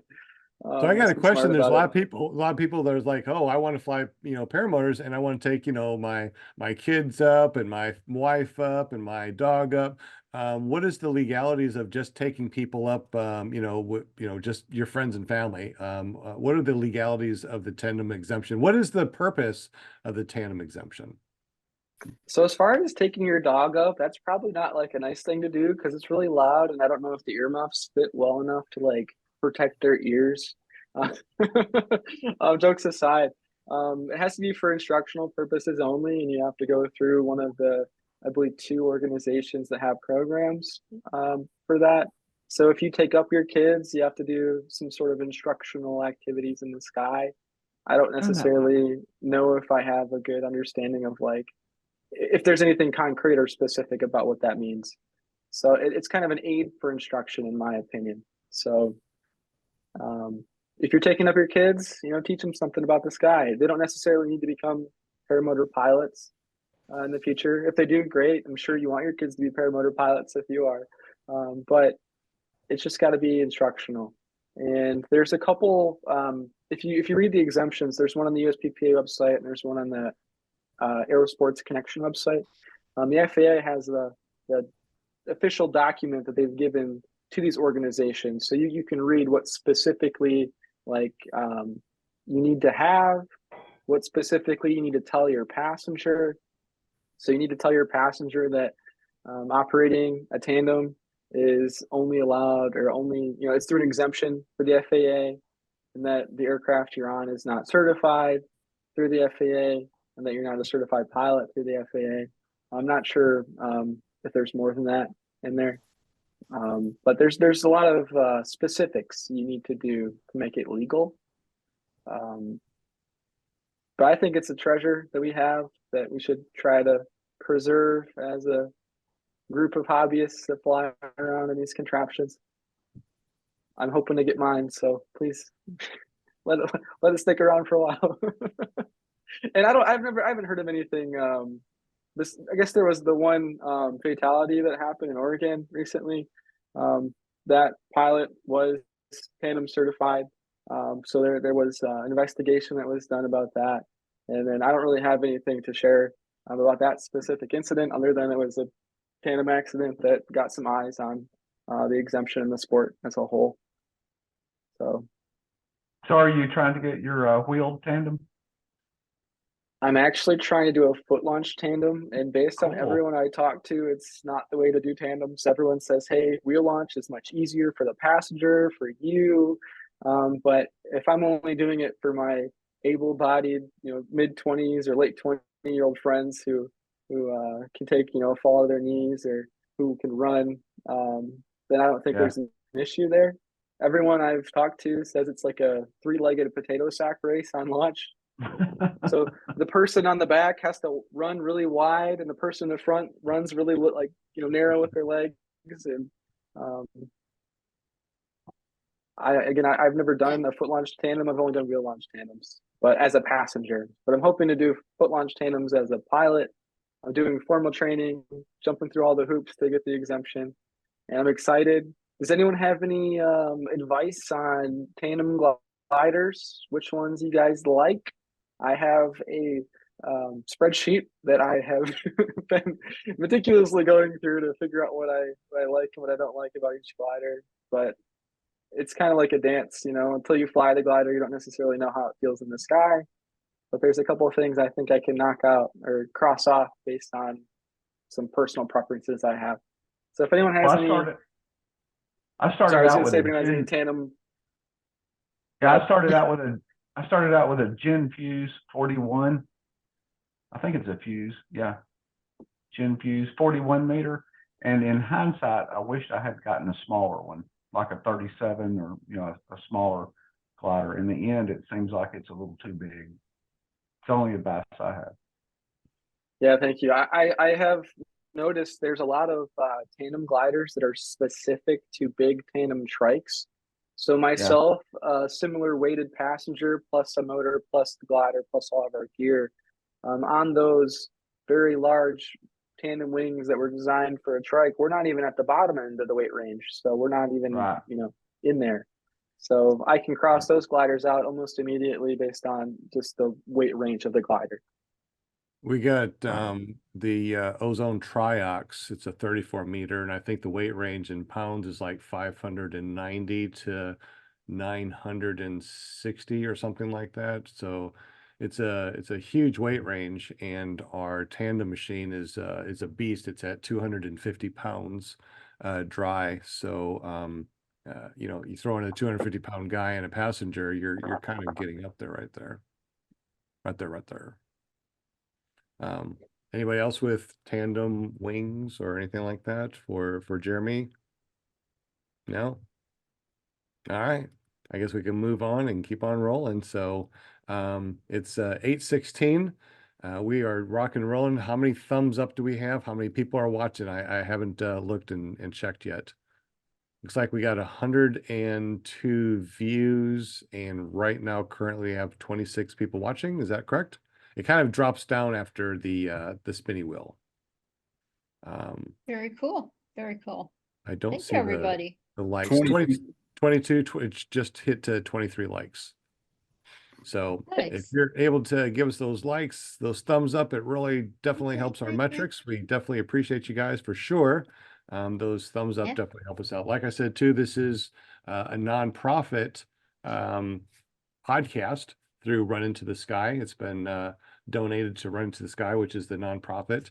And everything that we're going to be doing in the future is, it's just any revenue that we get, proceeds, all that stuff goes to helping disabled veterans being able to run into the sky.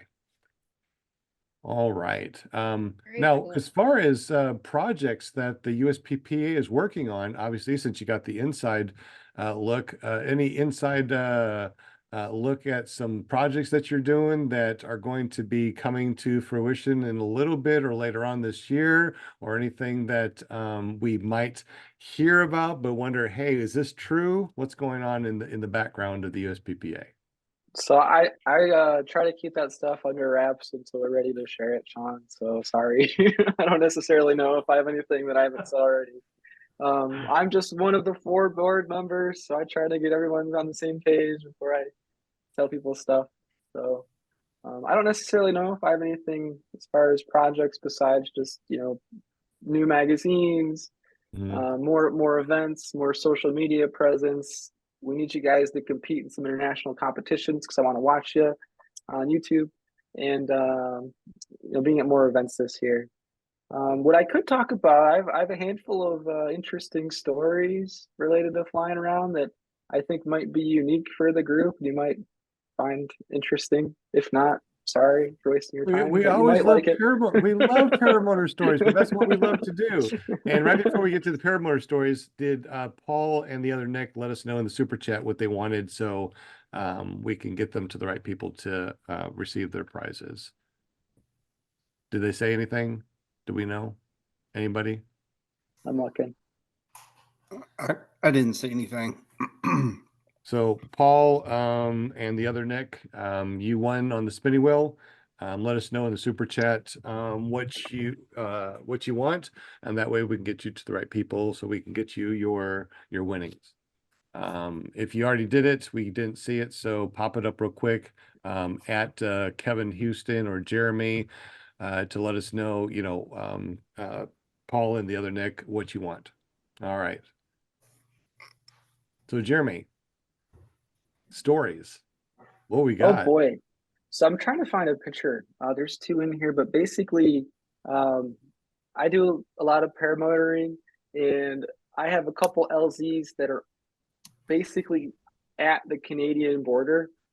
So last Monday, a week ago, I was paragliding around the Detroit River, and I land, and I'm with a friend, and he and I are talking about how cold we are and how we wish we had more gloves and all this stuff, and then the United States Customs and Border Patrol roll up on us. They're like, "Are you guys U.S. citizens?" So let me wow. show you a Yeah, I picture. could see that happening. Oh my goodness. Take a look at this. So this is me talking to the Customs and Border Patrol. That was kind of funny, but they were really nice guys. They just wanted to make sure that we weren't invading from Canada, as they said. They just weren't really sure of what we were doing in the sky, and wanted to make sure that we're not doing anything illegal. Sure. But they were great guys, great sports, and they're like, "This sounds awesome. How do I learn more?" So I told them about the USPPA, about YouTube.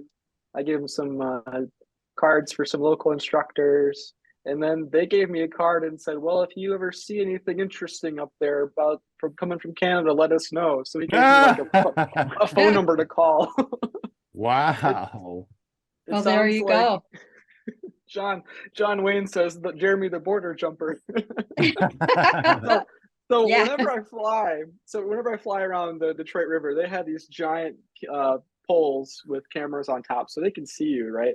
And they have a couple stations along the border.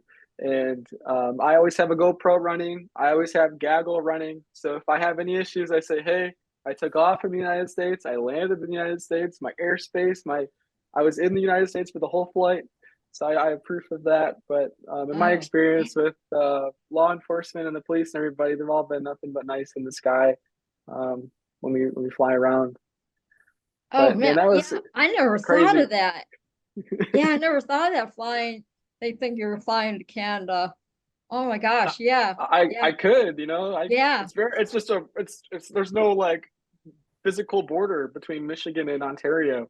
There's a river, and that's really it. So a lot of people, are on the boat around Canada. A lot of Canadians are on the boat around the United States. They've got a lot of potential crossings that could happen. Most of it's just fine, but there's some nefarious stuff that goes on. And he said, if I see anyone crossing illegally, call this phone number. So that's quite interesting. That's crazy because I used to, back in the day, I was like, 19, 20 years old or whatever. I'd jump in my car and I'd drive, through the tunnel to Windsor on the weekends and party with my friends and go to hockey games and all that. 2 o'clock in the morning, I'd be driving back home like nothing, My mom would be like, "Where were you last night?" "Oh, drove to Canada for a little while." Yeah. I Hang out with loved the it. Canucks. Yeah, I loved it when you could just drive up to Canada, drive back, nobody said anything. Now it's passport. It's like, man, these borders are getting I know. Yeah. crazy. Yeah. stop at And that, what is it, the export store or whatever? Is that duty still free, there? duty free Yeah, store yeah. still there. Yep. Yeah. Oh my gosh. I remember that too, bringing all kinds of goodies back, back in the day. Like, oh, they got my favorite drink. Yeah, okay, let's finally stock it up. Hey, let So me tell you another story I got. okay, before Okay. the story real quick, Kevin found the other Nick. He wants your 3D stuff. Just let him know Okay. how does he get up with you to be able to so you can send him that cool 3D printed stuff. Yeah, send me an email. It's jeremy@usppa.org. Send me your address. If you have anything like interesting you want 3D printed, take a look on the internet. Maybe I can make it for you too. But I've got a couple stickers, a couple magnets, a bunch of miscellaneous stuff. If you're not a USPPA member, I can send you a couple magazines. Just put that in the email and I'll send you that. Wow, that is really impressive. Thank you, Jeremy. That's awesome. Yeah, So that leaves Paul with the hat from Sean. So how does Paul get up with you, Sean? I guess the email gopapa@gmail, GOPAPPA Go Papa. Go Papa. All right, gopapa@gmail.com. I hope people just don't send you a bunch of stuff because they heard, email addresses on this podcast. Oh my goodness, that'd be awful. But everybody knows mine too, ppggrandpa@gmail.com. So, it's always nice to have a Gmail address. All right, it's time for Jeremy's story. Unless somebody on the panel has something to say before he tells another cool paramotor story. It's all yours, Jeremy. Yeah, again, I can keep going until you tell me to stop. So if you guys want to go to bed or anything, just let me know. So I've got another one about a Coast Guard helicopter getting in my way, I guess. So in Michigan, again, we have the coast, right? It's not really a coast, but we have Coast Guard helicopters. And one of my buddies I fly paramotors with is one of the search and rescue pilots for the Coast Guard. And we fly out of one of our LZs is out of a relatively busy airport, municipal airport, class G. But I'm flying around. I go on this hour 20 cross country flight. The sun's setting, and my buddy's already landed and went home. So it's just me and this guy still, and I'm just putzing around the farms, and I'm coming back to land. And in the distance, the Coast Guard helicopter is doing taxi practice at my airport upwind of my LZ. So all of his downdraft is getting pushed by the wind to where I'm trying to land. And I'm addicted to social media on my phone, so I'm always seeing those like crazy crash videos. And it's crazy what a helicopter's just prop wash can do, like even 10 minutes after it's gone. It can take you out of the sky. So it's no joke, especially the larger Coast Guard ones. So I'm flying around this field for 20 minutes and the Coast Guard's just doing taxi practice over this airport for like 20 minutes. And like the sun's setting. So I put the strobe on and I'm like, okay, like I'm almost out of gas. Can you get out of here? And I'm texting my buddy that flies for the Coast Guard. I'm like, hey, can you tell this guy to like go away? You have a whole like Air Force base you can fly from. What are you doing here? But he's allowed to be there, right? And as an ultralight, I have to yield to other air traffic, so I get it. But I ended up just landing out in a farm field, and then someone called the police on me and said, "Hey, this guy just landed. Like, I don't know what this is. Is he okay?" They're just trying to be like safe and do, make sure I'm okay. So I have to explain to the police, like, I'm okay. Nothing's wrong. I landed on my Did you run out of feet. gas? Did you run out of gas, or you just No, landed on purpose? I intentionally put it down. So my GoPro turned off because I was flying for so long. Out of batteries. The battery sucks. But there's like a service road between these two fields of, I think they're corn or soybeans at the time.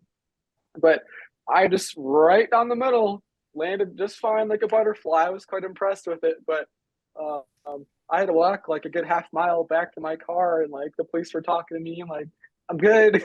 Nothing's wrong. I did this on purpose. Helicopter prop wash is not something to mess with. So that was That was quite crazy. And I told my buddy who flies the helicopters, he's like, "Oh yeah, I'm gonna tell that guy, he's gonna laugh so hard." So I didn't hear anything about it afterwards. But I guess moral of the story is I think I made the safe decision. It just inconvenienced me. I had to walk back to my car and drive back to pick up my gear. And a good Samaritan got the police involved, which I thought was an okay thing to do. But moral of the story, don't mess with helicopter prop wash. Make good decisions, land out if you need to. No shame in that. It's a good story. So you don't know how much longer he was in the sky after you landed, did you? Did he? He was gone after I got back to my car. He was gone. So Oh, again, I probably could have waited and then landed, but it was getting dark, and I was just kind of sick of it because I was doing circles in the field, a little bit away from the airport, watching him. He would stay at he would go to like the start of the runway and just hover there, and then he would go straight and do the pattern and come back and hold straight. And again, it's upwind of where I'm trying to land. So Oh, all that man. nasty air is where my spot is. So I don't want to land in crazy turbulent prop wash Mm. and potentially like hurt myself. So Yeah, don't hurt yourself. Because then you'd have to report to the USPPA. I'd be in the incident database. Yeah, I Yeah. think that's a great tool. If you have time, poke around in there. You learn something. Keeps you safe, keeps you humble. I got one more for you guys that I'm willing to share. It's about Absolutely. my first time trying a new glider. Some people might have heard this story before this happened. I was a very new pilot. I had a lot of time in the sky, but only under a Mojo. And if you've flown the first Mojo power, you know it needs a lot of A's to launch to get it above your head. And it was no wind. I'm in Central Florida. It's a morning, and the grass is all wet. And I was looking at trying out a Luna 2, which knowing now, I think the Mojo and the Luna 2, that's kind of a bigger step. Maybe I should have done like a spider in between, but that's fine. So I'm demoing a Luna 2, and I blow a launch. I blew a launch. I blew a launch, 3 or 4 in a row. And it's because I'm just going crazy with the A's at getting frontals on the inflations every single time. And one of the more experienced guys that you guys probably all know, but he said, "Hey, you silly goose, like less A's, hold it up higher, and just kind of let the glider come up with you." So I get the glider above my head. I have a moment. I'm like, "Oh my gosh, I can go. It's good. I'm happy to fly." And my flight path was this way, and the way the glider came up, I'm going this way. So I'm just kind of more focused on going straight in my glider. I didn't realize that there's a car in front of me. Oh, So no. I get off the ground and pull hard right brake. And if you know how pendulums work, I pulled right brake, so I kind of went towards the car, and my prop hit the car, hit the window twice, and it took off the mirror. So wow. and then I'm full throttle, and I get off the ground, and I'm in the sky, and my first thought was like, okay, is my get altitude and then figure it out. That's kind of what I've learned. Again, I was new, beginner mistake. You live, you learn. Like you should kite a glider a lot before you take it up for a flight. I get up there. It's a Helix prop. If you know, Helix props are pretty durable opposed to other brands that I've flown. The glider, or it was an Atom 80, so the prop doesn't have any weird vibrations or noise. I look back, I got it at idle, it's clutch, so it's spinning slowly, and it looks like the prop's all there. I'm like, well, everyone else. So this whole time I'm trying to blowing 4 launches in a row. I've got a gaggle of 8 people waiting for me to go on a cross country. So I'm that guy. I got all this pressure. So I get off the ground. I'm like, okay, I'm going on this cross country flight. My glider, my prop's fine. I thought it was just the hoop. I look down at my car. I see the mirror's gone. So it was my car, by the way, that I hit. Oh, Just so okay, you guys okay, know. okay. I don't know who Okay. parked You, this you car didn't there. you didn't mention that one. We're like, oh, okay, so you're just gonna go on a cross country after chopping up a car. Okay, good for you, buddy. And it was Okay, funny. your car. And it was Okay. funny Okay. because Todd Falstead and Bob Harris were on the ground looking at the damage of the car. So I text Bob. I'm like, hey, just so you know, that's my car. Like I hit my own car. We're good. No one else is involved in this. So I go on a cross country flight and come back and land. and just the tip of the propeller hit the side of the car, took off the mirror, and I've got it's an okay video of it. So we'll Okay. see if Oh, you got a guys, video. Yeah. oh, hold on, where'd it go? Absolutely. Love I lost it. videos of fun things like this. Kevin would use the Power Mojo too, right? When you fly? I do. Yes, You need a lot of A's, right? you do. Yep. So when you go to a new glider, don't launch it like a Mojo. And I found even when I go between the Mojo and the Luna, a lot of times I'll like blow a launch. I'm like, what am I doing? This is a beginner glider. Why am I messing this up? It's just because I'm. So this is me launching um, a Luna down in Wachula, if you guys are familiar. And I'll just let the video play, and then I'll give you commentary afterwards. All right. So if you're listening to this show on your favorite podcasting app, you will definitely need to come over to our video, our live stream. Where'd it go? Oh, there it is. Oh, we missed the chop and everything, huh? So the person taking the video was, following me with their camera, but their camera stopped, but their head kept watching because they realized, like, oh my gosh, this guy is hitting his car. So there's a lot of mistakes that happen here. One, I should have just killed the motor and stopped once I realized that I'm going to collide with something. That's the smart thing to do. My beginner brain at the mind, my thought process was dodge. It wasn't stop, it was dodge. Not the right thing to do, in my opinion. But if you look, you can see the mirror kind of falling off. You see it Yeah. flashing Oh yeah, yeah. right there? The flash. Yeah, I see it. So the propeller was repairable. I actually still have it over here somewhere. It's a Helix prop, really strong. And the car, I put a Band-Aid over where it hit the car, so it's fixed. It was fine. I actually sold this car, so now someone else has no idea why there's a line in the side of the car. It's a great story. I didn't fix it or anything. I thought it was a good reminder about complacency for myself to keep me safe. And then look at your where you took off from. I mean, there's tents, there's cars, there's trees. right, Where were you trying to go actually? I mean, what was your plan? This way, that way. You're trying to I was gonna go right at the windsock. Yeah. Oh, okay, gotcha. Again, there's 8 people above my head that all took off that same way. My glider just came up sideways, and again, I was learning, and I didn't have the thought to correct it. So my brain said, "Go and dodge," and that's what I did. It's a great thing. I like to learn from other people's mistakes, but sometimes continue the video. I contribute to the pool.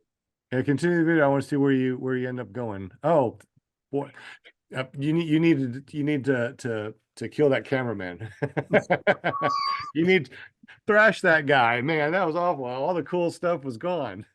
I don't know if he wants to be included, but I'll tell you his name. Don't say names. Don't say names. Don't say names. Don't say names. And I didn't mean kill either. I meant slap a very on the nice hand guy. kind of thing. Come on now. All right, so he's a very good person. It's all good.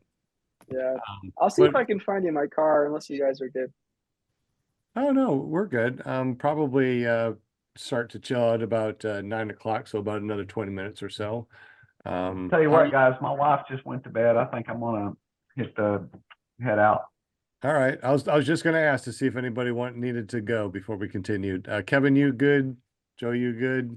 Everybody okay? Yeah, I need to go in about 5 minutes to shut everything down. All right. Thank you, Sean. Yeah, I'm about good Smith. too, Sean. It was a blast. Thanks for having me. Talk to you guys later. Yeah. Bye. See you, Sean. Bye, guys. Nice to meet you. So you were so close to shattering your window too, huh? So if you look, this is the line in the side of my quarter panel right there. Can you see my cursor, by the way? Yeah, we can. And so it's right there. Yeah, if you were look closely, so close. There's a line there. Oh, it did hit the windshield. I mean the window. And there's another one over here somewhere, but it's kind of hard to see. And then you can see my mirror got taken completely off. So by the cage, I assume, yes. I assume, yeah. I mean, I felt the whole thing get hit, and I was like, we're flying, we're going. A lot of mistakes are made in this flight. A lot of lessons were learned. A lot of experience I can share to hopefully let you guys learn too. There's a guy I've talked to on Facebook. I think his name's like Gareth Payne. He flies in, I think, Thailand or Southeast Asia, but he also hit a car. So him and I are like the crashing into your own car club. And whenever someone posts a video of them hitting a car, I tag them in it. So Oh my goodness. So there's a lot of people that have hit their own car with their paramotor? there's not many people in my I guess knowledge, but there's a handful of people I've seen, but there's not many that have had a similar thing happen. And it's So usually not as close as this. It's usually a lot more that they'll hit the car and stop flying. But you this you is might just you a might need freak to accident. to make a Facebook page of paramotor hitting your own car page or something. That would be pretty cool. Yeah, I mean there's Facebook pages for everything. Might as well have one for that, right? Have your own club. It's a very small club, so That's funny. The do's and don'ts that hitting the car. Yeah, is funny. awesome. Oh I my think that's good. all I got, guys. I think that's all I got for tonight. Well, that's really good. So that was really awesome. And since everybody needs to go in about 5 minutes, we can just call it. We'll say goodnight to everybody. And that was a really awesome show. Lots of good stories to share. I'm glad Joey and Kevin and Linda made it here too, and Will and Jim. Everybody made it over here, which was awesome. Jeremy, so if we need to get up with anybody at the USPPA, we actually know somebody right now that's at the USPPA, and we know their email address, Jeremy at usppa.org. And .org. Yep. yeah, definitely get up with you. And we also know too that the usppa.org, you don't need to be a pilot. You can become a member without being a pilot. You can be a member and not ever be a pilot. It just helps our community. So anything that you do definitely helps out. Go over to the usppa.org. Now, how about as far as like training courses? I know that you got some really good training courses on the USPPA. You got the airspace training, which is really awesome. And of course, you got your PPG 1, 2, and 3s, wheeled. Any other training that you plan on having in the future that you're allowed to talk about on the site yet? Yeah, I would say we have a couple ground school courses. I think there's two, but one of them is related to instruction, so you might only see one on your profile. But we are working on expanding our ground school on the website. But we recommend you learn from an instructor that's certified through the United States Power Paragliding Association. How's that? That was excellent. Love it. So it sounds like there might be some more stuff coming out. So I really can't wait. Maybe we'll have you out next season, in season 6, and you can really bring us up to date what's going on. Because I mean, since Noah, you and everybody got control over this, it seems like it's really exploded. A lot of things have gone really well at the USPPA. It's totally different from when I joined, 100% different. I mean, it's really a great site to go to. So you guys have done an amazing job. Thank you. We appreciate it. And if you're interested in working with us, we're always looking for volunteers.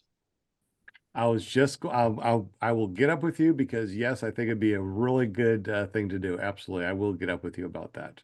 Sounds great. Excellent. Cool. And something else I was going to touch on too, Jeremy, was just talking about the tandem exemption. And if it hadn't been for me taking a tandem ride back in August of 2023 at the Moonshiners flying with PPG Gorilla Rick Davies, I wouldn't be paramotoring like I am now. And so it was kind of like it. I've been watching this happen for probably 20 years of my life, and it's taken me till now getting to this point to be where I feel like I could commit to doing it. And so I took my first solo back in October 28th, but there's no way I would have done that had I not got the opportunity to take that tandem ride. So That's I love that, the tandem exemption. I love that story. The question is, when you went, you said you went to a fly-in and that's where you got the tandem, or you went over to Rick Davies to get the tandem? No, I went to a fly-in. It was over in Mountain City, Tennessee at Moonshiners. Okay, so you went to Moonshiners and you went there just to see what it was all about.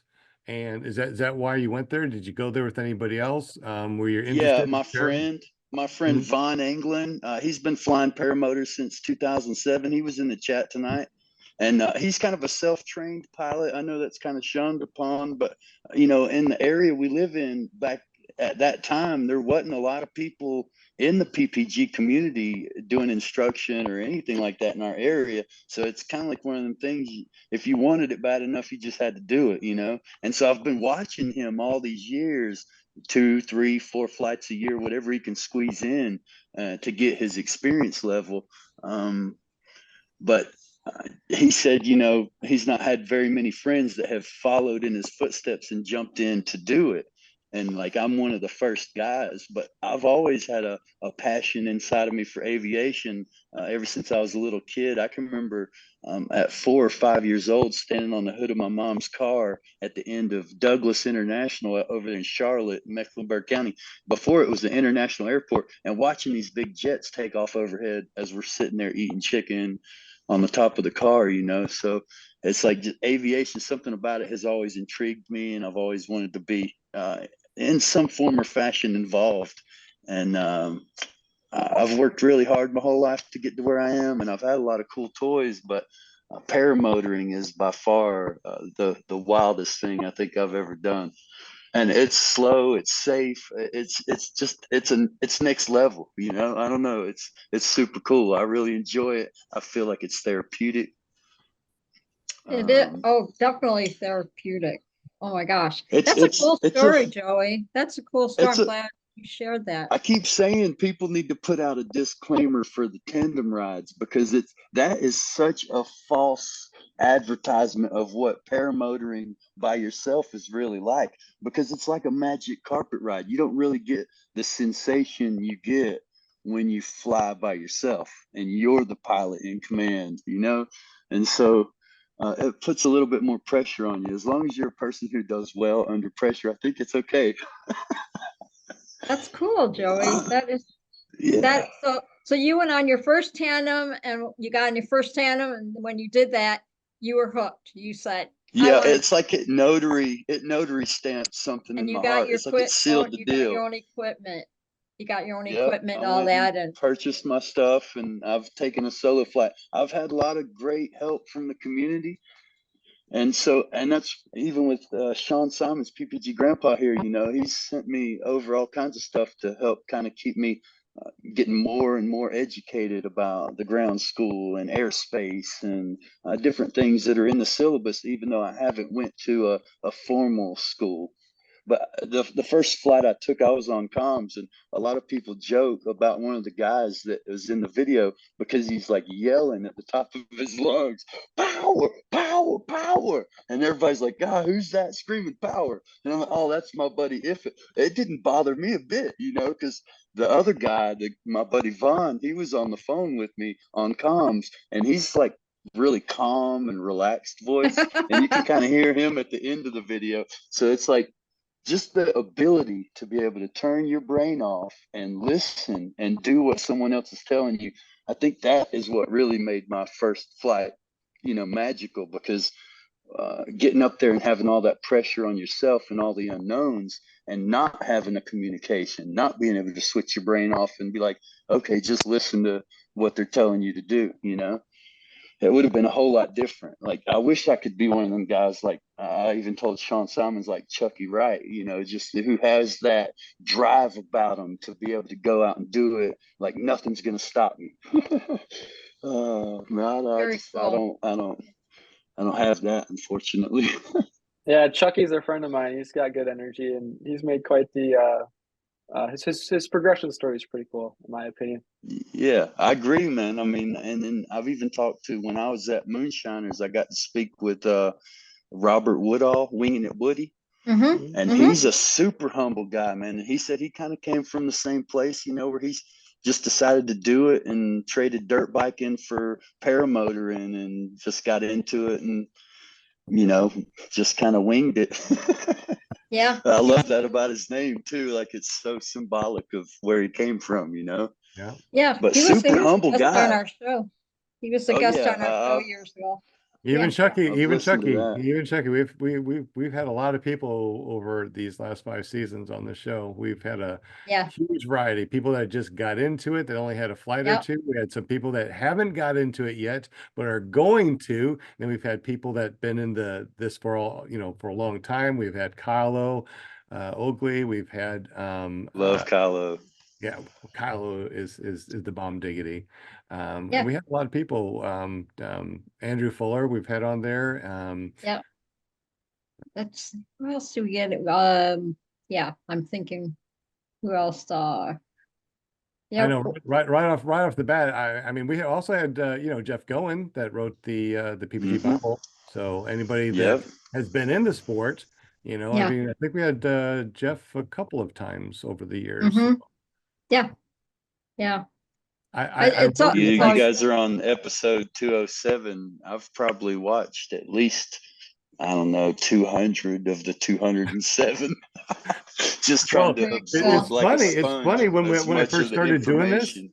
When I first started doing this, I would have my iPad and then I would call the person on my phone, put it on speakerphone. My iPad would be recording our conversation, and that was our first couple episodes. That's how we did our episodes at the beginning because we didn't have the technology. I didn't know about the Zoom and stuff like that. So the first ones Yeah. were not the best quality, but I wanted to do this. I wanted to meet a lot of people. That's why I did the podcast. I wanted to learn a lot because I'm always going to be a student. Even though I help people run into the sky, I'm always a student, and that's why I love to go to advanced classes, advanced courses, SIVs, meet up with other people, go to fly-ins. There's a lot of knowledge out there and a lot of wonderful people, and I think all Yep. you guys are amazing. Yeah. That's a That's fact. why. I couldn't agree more. Yeah. Well, that's why I decided 2 years ago, when I went to Eric and Jade's fly-in Torchport, Michigan, Northern Lights Paramotor LLC. I decided to take my first hand because I wanted to know what it was all about. I was following the shows, and then I finally got on the show with you, Sean, and whatnot. And I just decided, went over that fly-in, and I just kind of watched everybody, and I thought if I didn't do it, I'd regret it. So before I knew it, I was sitting in the seat, went up in the air, and I'm telling you, yeah, it changed my life. I mean, oh my gosh, even when I talk about it, I still get emotional because it really, really changed my life. And when I landed, I was crying, I was laughing, everybody was crying and hugging me and everything. And it was like the coolest thing. And then, and then last year I went back up again because I had so much fun the first time, but it was even better because I knew what to expect. And then I was like telling them, I want to do a flyby, I want to do a, what do you, stop and go, whatever they call it. And Touch and go. yeah, touch and go. And so so I'm going back again in May, and want to I'll get see you back up in there. the air again. Yeah. I'll see you Yes, there. Jeremy. Yes. Yes. So One of these years, I'll make it to Bad Apples. It's not going to be this year, probably, but one of these years. My buddy Vaughn's been telling me all about it and all the hype of how all the pilots come there. And he says it might not be the place for a beginner pilot to necessarily fly, but just yeah. the atmosphere of being there and being around all the celebrities. That's why I feel like a celebrity being on your show right now, just because how many people have already done this long before me. But I'm sitting in the super chat anyway. I figured, what the heck, man, come on here and Sure. chat it up a little bit. I love talking about paramotors anyway. I'm all in, man. I mean, I just absolutely love it. And I've only had one flight, so it's only going to go bigger and better from here. There you go. Well, you're welcome to join us anytime on Monday nights. Jump in the Zoom. I love it. Yeah. Like you're doing Sean, now. I was talking to him earlier and was telling him, it's like all the information you guys do spill out here, like even Jeremy tonight, giving those little nuggets, those little gold nuggets of information, and like being so humble as to go over stuff that a lot of people would be humiliated about, you know, crashing into your own car on a launch. You know, a lot of people wouldn't want to share that, but just to be able to be in a place to do that, I think that's a part of what makes the community so great, you know, to share your Yep. ups and your downs, your highs and your lows. Yep. I Absolutely. hope to do the same. Yep. Yeah, You this can is learn a- something from anybody. Everyone Absolutely. knows Oh something yeah, you my don't know. first flight was far from perfect.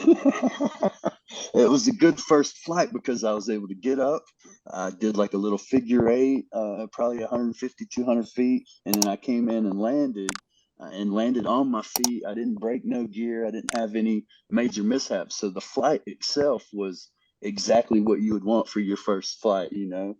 But my hang points were a little off. So on launch, I didn't have any torque compensation. I've kind of talked to Sean a little bit about this, and so my trimmers were pulled all the way in. My hang points were a little bit far out, and so when I launched, it's like it scooped me into the seat, and I immediately had riser twist, and so the wing is going to the right, and my feet are swinging out and going to the left. And so I have to compensate, you know, with the throttle to kind of keep it. So I'd come off the gas a little bit and get back on the gas, and just to try to even it out so I wasn't rocking so hard. But I didn't have any steerability. And I think that was the most scary thing for me. It wasn't so much the climbing and the sensation of going up as it was not really having that steerability or as much control as I had thought I would have, you know. I'm sure that a lot of people are thinking to themselves or wondering, where'd you get training from? Aha. Right. Yeah, some friends of mine, you know, that's the thing is I haven't got any formal training, and that's why, you know, with the run into the sky paramotor school, you've sent me a bunch of what you would do for your ground school with the airspace and being knowledgeable of that, and then the risk versus rewards and things that are already implemented in the syllabus.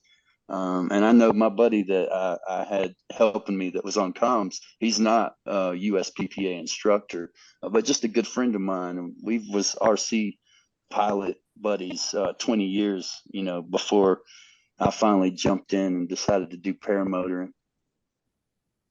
So one of the things that we're doing is we're working on a website. So right now, if you go to paramotorcollege.com, we're working on actually putting together a website. Now, we don't have the main one where you can log in and you can watch videos on how-tos and learn of everything about the, you know, how to fly, but it's a basic thing. Like you can check out the FAR 103s, you can do tests online. The the PPG 1, 2, and 3 tests are there. The wheel tests are there. The airspace that the USPPA got is there.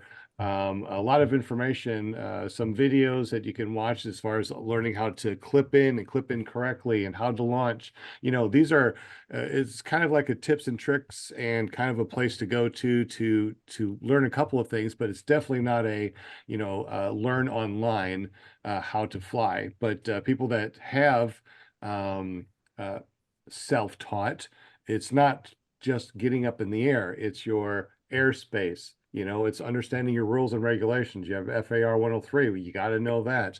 How about your winds aloft? Do you know your winds aloft? How about your sectional chart? So you know that you're flying in the correct air, you know, airspace. What is airspace?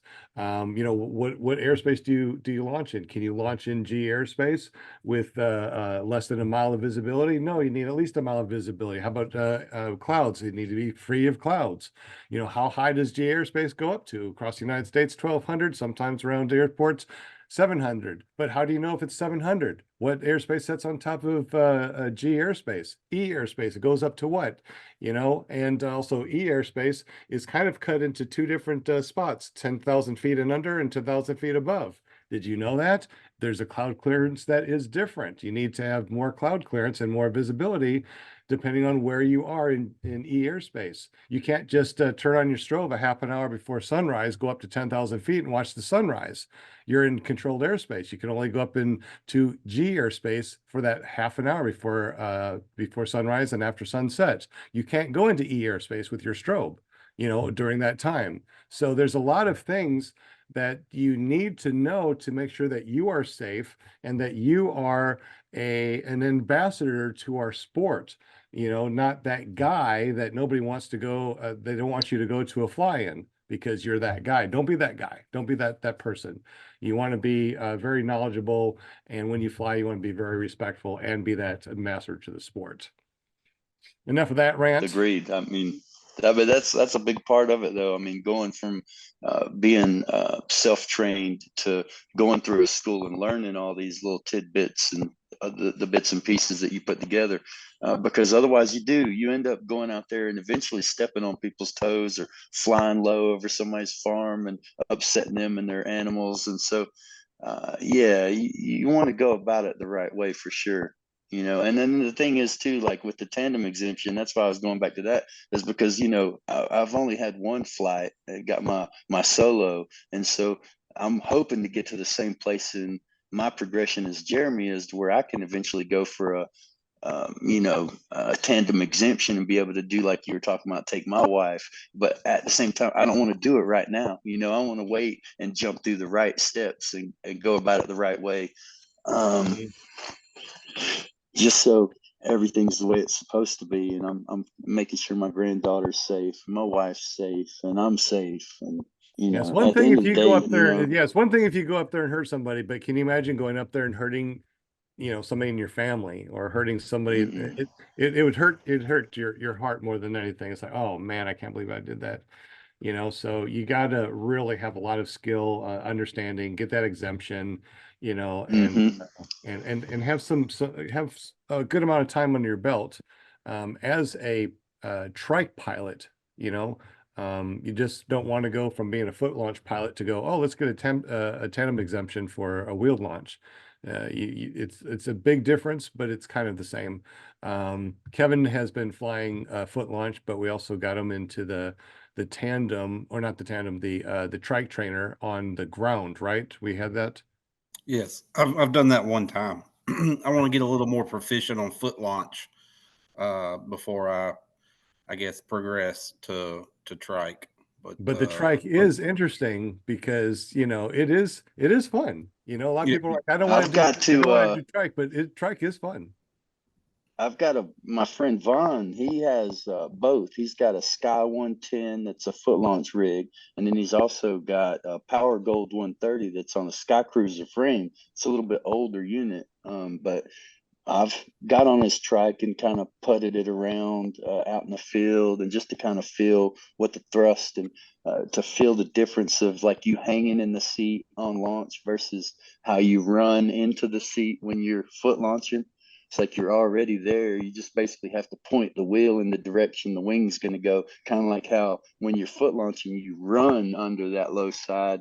I guess with the trike, you more or less steer towards the low side to get it to bring it back up.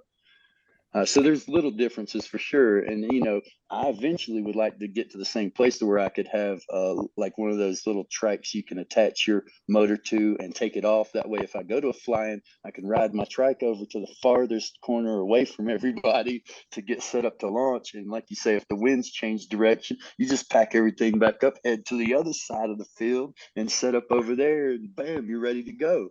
Whether you foot launch or trike launch, it doesn't really matter. Just to get up and get flying.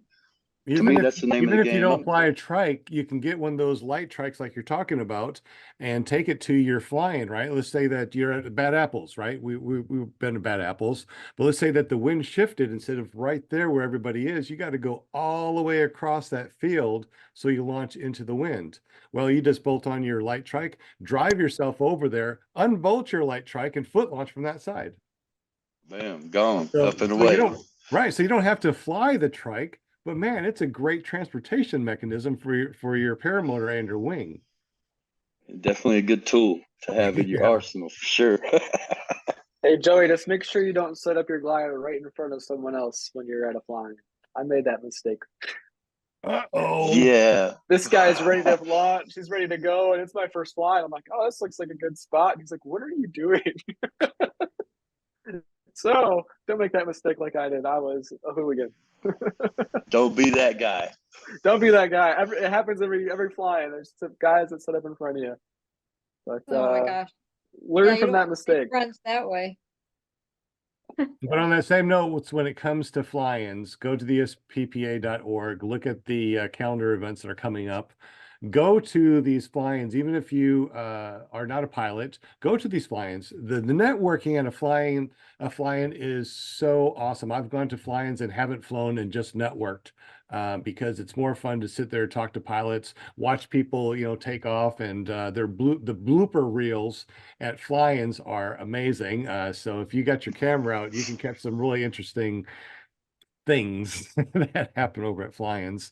And another thing too, if you are a newbie over at a fly-in, we all can do what you can do. Don't go over the LZ and do spirals and barrel rolls and stuff. We can all do that. Move away so we can all launch and land for Mhm. sure. We probably need to Right. do a podcast again on the etiquette of fly-ins. If you look back under paratalk.org, which is our audio version of this, we do have the what I just said, where we talk about how to be the good guy, that nice guy, not that guy over at a fly-in, all the etiquette over at a fly-in. So check that out too. It is after 9 o'clock. Do we still want to talk? Do we need to go? I know Linda said that she Yeah. needs to go. Kevin, you need to go, Yeah, buddy? I'm ready to Yeah, go. I probably need to. Yeah. Yeah, I kind of need to go Yeah, too. it's after 10 We're all my let go. time. All right, so we'll just go ahead and call it an evening. Thank you so much for joining us, Jeremy. We definitely appreciate you. Yes, Kevin Jeremy, thank Houston, you. can't wait for you to jump over here again. Paramom, Linda, can't wait to go up to Torchport and see you hang out. And Joey, can't wait for you to get over here from North Carolina so we can hang out and I can teach you a couple more tips and tricks that will make your launches and landings so much better. Plus, we'll be working on that paramotorcollege.com. So check that out. A lot of good information there, and we will continue to work on that. Jeremy, Cool. thank you so much, buddy. I appreciate you, man. Thank you, Jeremy. Thank you Yeah, guys thanks, for having Jeremy. me. Nice to meet all Good, you much guys love. here. Yeah, you Lots too, of new man. people. Yep, be Thanks for safe having out me. there, and I'll Nice see you meeting you. in May. More See you in May. weekend. Hopefully All we get good right. weather. We're I trying know, to make the exactly. hearts come out, the little heart thing, but there it goes. Woo! I did it. That's my magic Yeah. show for the night. Mine doesn't do that. No, Uh, no, it's That's hard to okay. make mine do that too. It's All right, all go. right. Linda's is broken. Ah, you got a heart. Point to Yeah. the Jeremy. Point to the other side. Point to It's the other. over There here? you go. It's right there. Oh, on my screen it's over here. Oh yeah, the heart thing. That's right. Let's see. Awesome. Let me see. You're gonna reactions. Let's see there. So you guys have a wonderful night. Thank you so much, Jeremy. There it is. Appreciate everybody. Look at all the hearts. The other side, Kevin. There you go, Kevin. Good job. Your arm disappeared. That's scary, but okay. We know it's still attached. That's so fun. Anyway, That was I'm fun. here. Yeah, you guys want to learn more about me, Sean Simons, PPG Grandpa, find me at ppggrandpa.com. There's a little bit of backstory about me at ppggrandpa.com, iflyparamotors.com, and obviously I'm always at runintothesky.org, our nonprofit organization to help disabled vets. If you're not a disabled vet or a hero that, like a doctor, EMT, anybody that helps out people, we also have Paramotor Arkansas, so check out paramotorarkansas.com or paramotorarkansas.org as we're switching everything over to for everything to be a nonprofit. Anybody else have anything before we say goodnight to everybody? If you want to be a guest on my show, Your show. on my We got show, you. I heard that. go to ParamountUSA.com. It'll take you right to my Facebook page, and just let me know. DM me, say, hey, I want to be on your show, and I'll get you all set up, and you can be a guest on our show, just like Jeremy. We always have really good time. Thank you so much, chatters and listeners, viewers, all that good stuff. We really appreciate all of you, hanging with us on Monday nights. We really do. Much love. I always say much love. Be safe out there flying and all that good stuff. So Absolutely. that's it. Speaking about .coms, I think Kevin got a new .com because he figured out what he wants to be as far as in the paramotor community. What did it finally end up being your .com, buddy? Well, I did get a .com. It's flying50.com. So all letters, but it goes straight to my YouTube right now. So Kind of excited about it. So I don't have many videos. I've only got probably 3 flying videos on there, but it's kind of it's cool. So I know We will. Jeremy and Sean, y'all all have a bunch. So Yeah. hopefully I'll catch up one day. We'll have to do a lot of videos so we can put them up on your YouTube channel, and everybody can go to, what is it again? Flying 50. Flying50.com. So that sounds like you're a police 950. officer. I Okay. I like am. it. Yes. You Yes. are a Cool. police officer? Oh my gosh, I better don't arrest me. I'm okay. I didn't do nothing wrong. No. So I was yeah. gonna say he's So- either flying a Mustang or he's flying blue lights. Yeah. I didn't even think about the Mustang file. That's hilarious. I That's forgot awesome. about 5.0. Yep. Yep. So Kevin is going to be retiring pretty soon too, and hopefully he'll be coming over to the Run to the Sky and help us out a lot, and be able to drink his cup of coffee and walk outside and go fly and help disabled vets, and just, you know, enjoy the rest of his life without having to worry about being shot. Yep. Or worry about everybody else's problems. So 25 years of it. Time to hang it up. Congratulations, Kevin. Yes, We appreciate everything congratulations. that you've done. That's awesome. Yeah, no, Yes. thanks for your service. Thank you. Yes. Much Absolutely. respect. Much respect. It's a dirty My gr- job cleaning the streets up, but somebody's got to do it, man. It can't all be left to the Oh, yeah. trash guys. No, we can't. Definitely can't. And just like Kevin and I were talking about before, you can't just say donuts about cops, because everybody loves donuts. So shut up. Everybody does love Everybody donuts. loves donuts. All right, Yeah. guys. Thank you so much. I Thank had you. an amazing time. You were awesome, Jeremy, Kevin, Linda, Joy, everybody else that was Thanks here. y'all for having me. Will and Jim, we definitely appreciate y'all. We miss Scuba Steve, and we'll see you next week right Ryan here. Ross. Yeah, Ryan Ross will be here, episode 206 on Yep. the 26th. So make sure that you set your calendar and you Yep. are here, and we will see you next time when we all run into the sky. Good night, everybody. And catch you next Night. Monday. Bye. Peace. No, maybe we should do something more like have hand toggles to go peace, like with hand. No, I don't know. That was stupid. Where? I'm going to bed. I'm old and Okay. tired. Night. Click subscribe to win this Dudek t-shirt. Extra large.